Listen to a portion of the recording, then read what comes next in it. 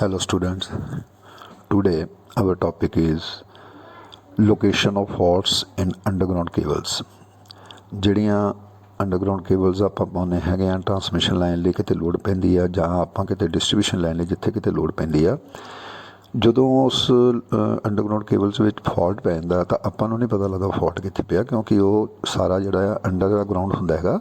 ਅਤੇ ਇਸ ਕਰਕੇ ਉਹਦੇ ਲਈ ਸਾਨੂੰ ਕੁਛ ਟੈਸਟ ਕਰਨੇ ਪੈਂਦੇ ਆ। ਉਹਦੇ ਲਈ ਆਪਾਂ ਫਿਰ ਟੈਸਟ ਜਦੋਂ ਕਰਦੇ ਹਾਂ ਫਿਰ ਸਾਨੂੰ ਪਰਟੀਕੂਲਰ ਉਸ ਏਰੀਏ ਦਾ ਜਾਂ ਉਸ ਲੈਂਥ ਦਾ ਪਤਾ ਲੱਗ ਜਾਂਦਾ ਜਿੱਥੇ ਫਾਲਟ ਪਿਆ ਹੁੰਦਾ। ਇਹ ਆਪਾਂ ਹੁਣ ਅੱਗੇ ਡਿਸਕਸ ਕਰਨਾ। ਅੱਜ ਦਾ ਜੋ ਟੌਪਿਕ ਹੈਗਾ ਆਪਣਾ ਟੌਪਿਕ ਹੈ location of faults in underground cables. ਇਹਦੇ ਵਿੱਚ ਕੀ ਕਹਿ ਰਿਹਾ ਦੇਖੋ, ਕਹਿੰਦਾ in underground system it is very important to locate the fault point before digging out the channel. ਮਤਲਬ ਚੈਨਲ ਨੂੰ ਪੁੱਟਣ ਤੋਂ ਪਹਿਲਾਂ ਆਪਾਂ ਜਿੱਥੇ ਵੀ ਫਾਲਟ ਲੱਭਣਾ ਉਹਨੂੰ ਪੁੱਟਣ ਤੋਂ ਪਹਿਲਾਂ ਕਹਿੰਦਾ ਸਾਨੂੰ ਪਤਾ ਹੋਣਾ ਚਾਹੀਦਾ ਹੈਗਾ ਕਿ ਫਾਲਟ ਪਿਆ ਕਿੱਥੇ ਆ। ਫॉर ਦਿਸ ਪਰਪਜ਼ ਕਹਿੰਦਾ various techniques have been adopt. ਇਸ ਚੀਜ਼ ਦੇ ਆਪਾਂ ਬਹੁਤ ਸਾਰੀਆਂ ਟੈਕਨੀਕਸ ਜਿਹੜੀਆਂ ਅਡੋਪਟ ਕਰਦੇ ਹਾਂ। ਤਾਂ various methods for finding out the faults in underground cables are. ਹੁਣ ਜਿਹੜੀਆਂ ਟੈਕਨੀਕਸ ਜਾਂ ਜਿਹੜੇ ਮੈਥਡਸ ਆਪਾਂ ਅਡੋਪਟ ਕਰਦੇ ਹਾਂ ਕਿਹੜੇ ਕਿਹੜੇ ਆ। ਨੰਬਰ 1 ਤੇ ਹੈ ਬਲੇਵੀਅਰ ਟੈਸਟ, ਨੰਬਰ 2 ਤੇ ਹੈ ਮੂਰੇ ਲੂਪ ਟੈਸਟ ਔਰ ਨੰਬਰ 3 ਤੇ ਹੈ ਵੱਲੇ ਲੂਪ ਟੈਸਟ। ਇਹ 3 ਟੈਸਟ ਆ। ਤਿੰਨੇ ਟੈਸਟ ਜਿਹੜੇ ਆਪਾਂ ਅਲੱਗ-ਅਲੱਗ ਆਪਾਂ ਦੇਖਾਂਗੇ ਕਿਸ ਤਰ੍ਹਾਂ ਕਰਨੇ ਹੈਗੇ ਆ, ਔਰ ਇਹਨਾਂ ਟੈਸਟਾਂ ਦੇ ਵਿੱਚ ਆਪਾਂ ਫਾਈਂਡ ਆਊਟ ਕਰਾਂਗੇ। ਫਿਰ ਜਦੋਂ ਪਹਿਲਾ ਟੈਸਟ ਕਰਾਂਗੇ ਦੂਜਾ ਤੀਜਾ ਆਪਾਂ ਨੂੰ ਪਤਾ ਲੱਗੇਗਾ ਕਿ ਫਾਲਟ ਜਿਹੜਾ ਕਿਸ ਲੋਕੇਸ਼ਨ 'ਤੇ ਪਿਆ ਹੋਇਆ। ਇਹ ਜਿਹੜਾ ਆ 3 ਟੈਸਟਾਂ ਦੇ ਵਿੱਚ ਆਪਾਂ ਨੂੰ ਪਤਾ ਲੱਗੂਗਾ। ਹੁਣ ਦੇਖੋ ਪਹਿਲਾ ਟੈਸਟ ਹੈ ਬਲੇਵੀਅਰਸ ਟੈਸਟ। ਕੀ ਕਹਿੰਦਾ Blavier's test is use to find earth fault location. ਮਤਲਬ ਜਦੋਂ ਅਰਥ ਫਾਲਟ ਪੈਂਦਾ ਹੈਗਾ ਸਿੰਗਲ ਕੋਰ ਕੇਬਲ ਦੇ ਵਿੱਚ ਆਪਾਂ ਮਤਲਬ ਇਹ ਜਿਹੜਾ ਟੈਸਟ ਹੁੰਦਾ ਹੈਗਾ ਜਿੱਥੇ ਮਤਲਬ ਸਿੰਗਲ ਕੋਰ ਕੇਬਲ ਅਤੇ ਉਹਦੇ ਆਪਾਂ ਸਾਈਡ 'ਤੇ ਅਰਥ ਜਿਹੜੀ ਆ ਸ਼ੀਲਡ ਕੀਤਾ ਹੋਇਆ, ਉੱਥੇ ਕਹਿੰਦਾ ਫਾਲਟ ਜਿਹੜਾ ਆਪਾਂ ਇਹ ਟੈਸਟ ਜਿਹੜਾ ਲਗਾਉਂਦੇ ਹੈਗੇ ਆ। ਕਹਿੰਦਾ ਅਰਥ fault location in an underground cable the 2 and faulty cables are mentioned as sending end and far end respectively as shown in figure 1। ਦੇਖੋ 2 ਫਿਗਰਸ ਬਣੀਆਂ, ਉੱਪਰਲੀ ਫਿਗਰ ਦੇ ਵਿੱਚ ਥੱਲੜੀ ਫਿਗਰ ਦੇ ਵਿੱਚ ਇੱਕ ਪਾਸੇ ਸੈਂਡਿੰਗ ਐਂਡ ਲਿਖਿਆ ਦੇਖੋ ਲੈਫਟ ਸਾਈਡ ਦੇ ਉੱਤੇ, ਉੱਪਰਲੀ ਕੇਬਲ ਦੇ ਨਾਲ ਦੇਖੋ ਸੈਂਡਿੰਗ ਐਂਡ, ਕਿਉਂਕਿ ਉੱਪਰ ਜਿਹੜੀ ਕੇਬਲ ਜਾ ਰਹੀ ਆ ਜਿਹੜਾ ਲਾਈਨ ਜਾ ਰਹੀ ਹੈ ਦੈਟ ਇਜ਼ ਦਾ ਕੇਬਲ, ਤਾਂ ਥੱਲੇ ਹੈ ਗਰਾਊਂਡ ਉਹਦਾ ਅਰਥ। ਹੁਣ ਸੈਂਟਰ ਵਿੱਚ ਇੱਕ ਲਾਈਨ ਦਿਖਾਈ ਹੋਈ ਹੈ ਜਿਹੜੀ ਕਿ ਅਰਥ ਫਾਲਟ ਸ਼ੋਅ ਕਰਦੀ ਹੈਗੀ ਆ ਵੀ ਅਰਥ ਫਾਲਟ ਪੈ ਗਿਆ। ਹੁਣ ਦੇਖੋ ਸੈਂਡਿੰਗ ਐਂਡ ਹੈਗਾ ਲੈਫਟ ਸਾਈਡ 'ਤੇ ਅਤੇ ਫਾਰ ਐਂਡ ਹੈਗਾ ਜਿੱਥੇ ਆਪਾਂ ਦੂਜੇ ਪਾਸੇ ਜਿੱਥੇ ਆਪਾਂ ਸਪਲਾਈ ਭੇਜੀ ਹੋਈ ਆ। ਹੁਣ ਆਪਾਂ ਜਿਹੜਾ ਟੈਸਟ ਕਰਨਾ ਅੱਗੇ ਪਰ ਦੇਖੋ ਪਹਿਲਾਂ ਪੜ੍ਹ ਲੈਂਦੇ ਹਾਂ। In this test the sending end of the cable must be open and isolated and the resistance between sending end and earth point is measured by keeping the far end isolated from earth, and then it is measured keeping far end of the faulty cable shorted to the ground।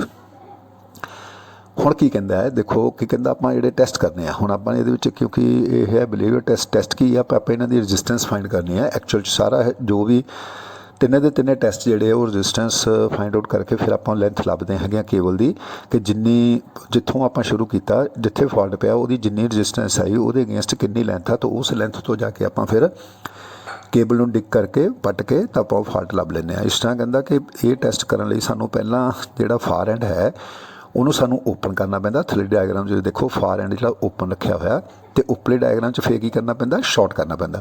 ਮਤਲਬ 2 ਵਾਰੀ test ਕਰਾਂਗੇ। ਪਹਿਲਾਂ ਆਪਾਂ for and ਨੂੰ open ਕਰਕੇ resistance measure ਕਰਾਂਗੇ sending and ਦੇ ਉੱਤੇ ਕਿੰਨੀ ਬਣਦੀ ਆ, ਫਿਰ ਆਪਾਂ ਉਹਨੂੰ ਕਲੋਜ਼ ਕਰਕੇ ਰੈਜ਼ਿਸਟੈਂਸ ਮੇਜ਼ਰ ਕਰਾਂਗੇ ਸੈਂਡਿੰਗ ਐਂਡ 'ਤੇ ਕਿੰਨੀ ਬਣਦੀ ਹੈਗੀ ਆ।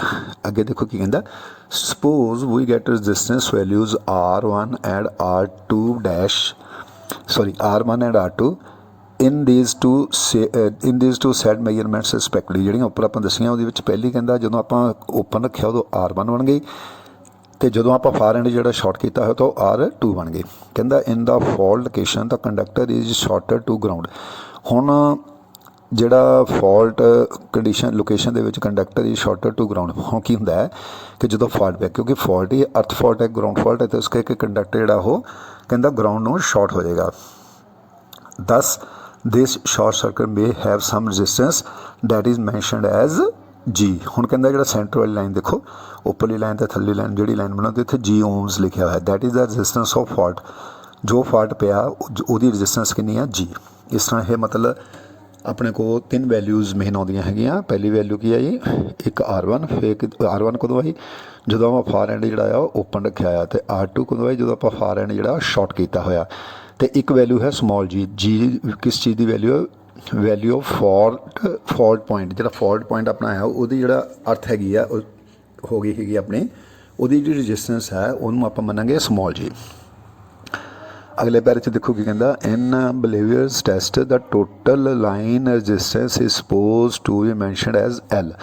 हुण आपां नूं एक केबल जिहड़ी आपां जिहदा आपां फॉल्ट लभना हैगा उहदी टोटल लेंथ सानूं पता होनी चाहिए है भी 1 किलोमीटर 2 किलोमीटर 3 किलोमीटर जिन्नी भी उहदी लेंथ हैगी आ वो कहंदा सानूं पता होनी चाहिए है। The resistance between the sending end of the fault and the mentioned as X. हुण जिੱਥੋਂ आपां सेंडिंग एंड ते जिथे आपां नूं कहना कह लो अपना टेस्ट पॉइंट हैगा ਉੱਥੋਂ ਲੈ ਕੇ ਫਾਲਟ ਦੀ ਜਿਹੜੀ ਰजिस्टेंस ਆ ਅਪ टू फॉल्ट ਆਪਾਂ ਨੂੰ ਮੰਨ ਲੈਨੇ एक्स। देखो ध्यान ना डायग्राम ਦੇ ਉੱਪਰਲੇ ਪਾਸੇ ਲਿਖਿਆ ਹੋਇਆ ਥੱਲੇ ਵੀ ਲਿਖਿਆ ਸੈਂਡਿੰਗ ਐਂਡ ਤੋਂ ਲੈ ਕੇ ਜਿੱਥੇ ਫਾਲਟ ਪਿਆ ਉੱਥੇ ਤੱਕ x ਓਮਸ ਲਿਖਿਆ ਤੇ ਇਸੇ ਤੇ ਜਿੱਥੇ ਫਾਲਟ ਪਿਆ ਉਹ ਤੋਂ ਲੈ ਕੇ ਫਾਰ ਐਂਡ ਤੱਕ ਜਿਹੜਾ ਕੀ ਲਿਖਿਆ y ਓਮ। ਕਹਿੰਦਾ ਦੋ ਰजिस्टेंस ਆਪਾਂ ਮੇਜਰ ਕਰ ਲੈਨੇ ਇਹ ਵੀ ਇੱਕ x ਓਮ ਕਿੰਨੀ ਹੈ ਤੇ y ਓਮ ਇਹਨਾਂ ਨੂੰ ਆਪਾਂ ਸਪੋਜ਼ ਕੀਤਾ x ਓਮ ਤੇ y ਓਮ ਜਿਹੜੀ ਆਪਾਂ ਸਪੋਜ਼ ਕਰ ਲਈ ਵੀ फार एंड तक सॉरी सेंडिंग एंड तो लैके शॉर्ट एंड जिथे भी शॉर्ट सर्किट होया है अर्थ दे नाल ओहदी रजिस्टेंस हैगी एक्स ओम तो जिथों आप कह सकते फॉल्ट पिया होया उत्थों लैके फार एंड दूसरे पासे तक की जी रजिस्टेंस आप कितनी मान ली बाई ओम।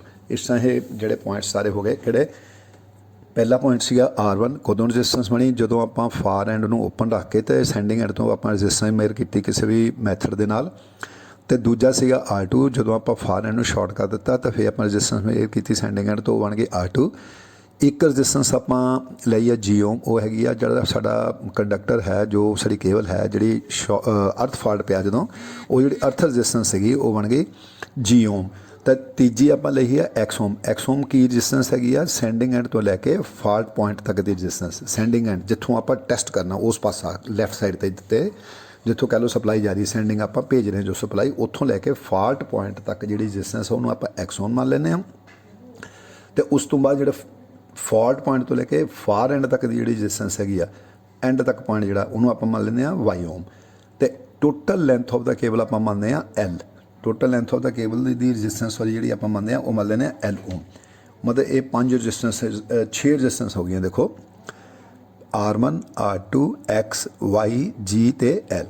ये सारिया रजिस्टेंस जड़ियाँ ये वैल्यूज़ कुछ सानू पता है कुछ सारिया अननोन वैल्यूज़ है जी अननोन वैल्यूज़ आप फाइंड आउट कर लेने जी सानू पता वैल्यू कितनी है तो सानू पता लग जाना। अगे आप टैसट देखते हैं किस तरह यदि कैलकुलेशन करनी है।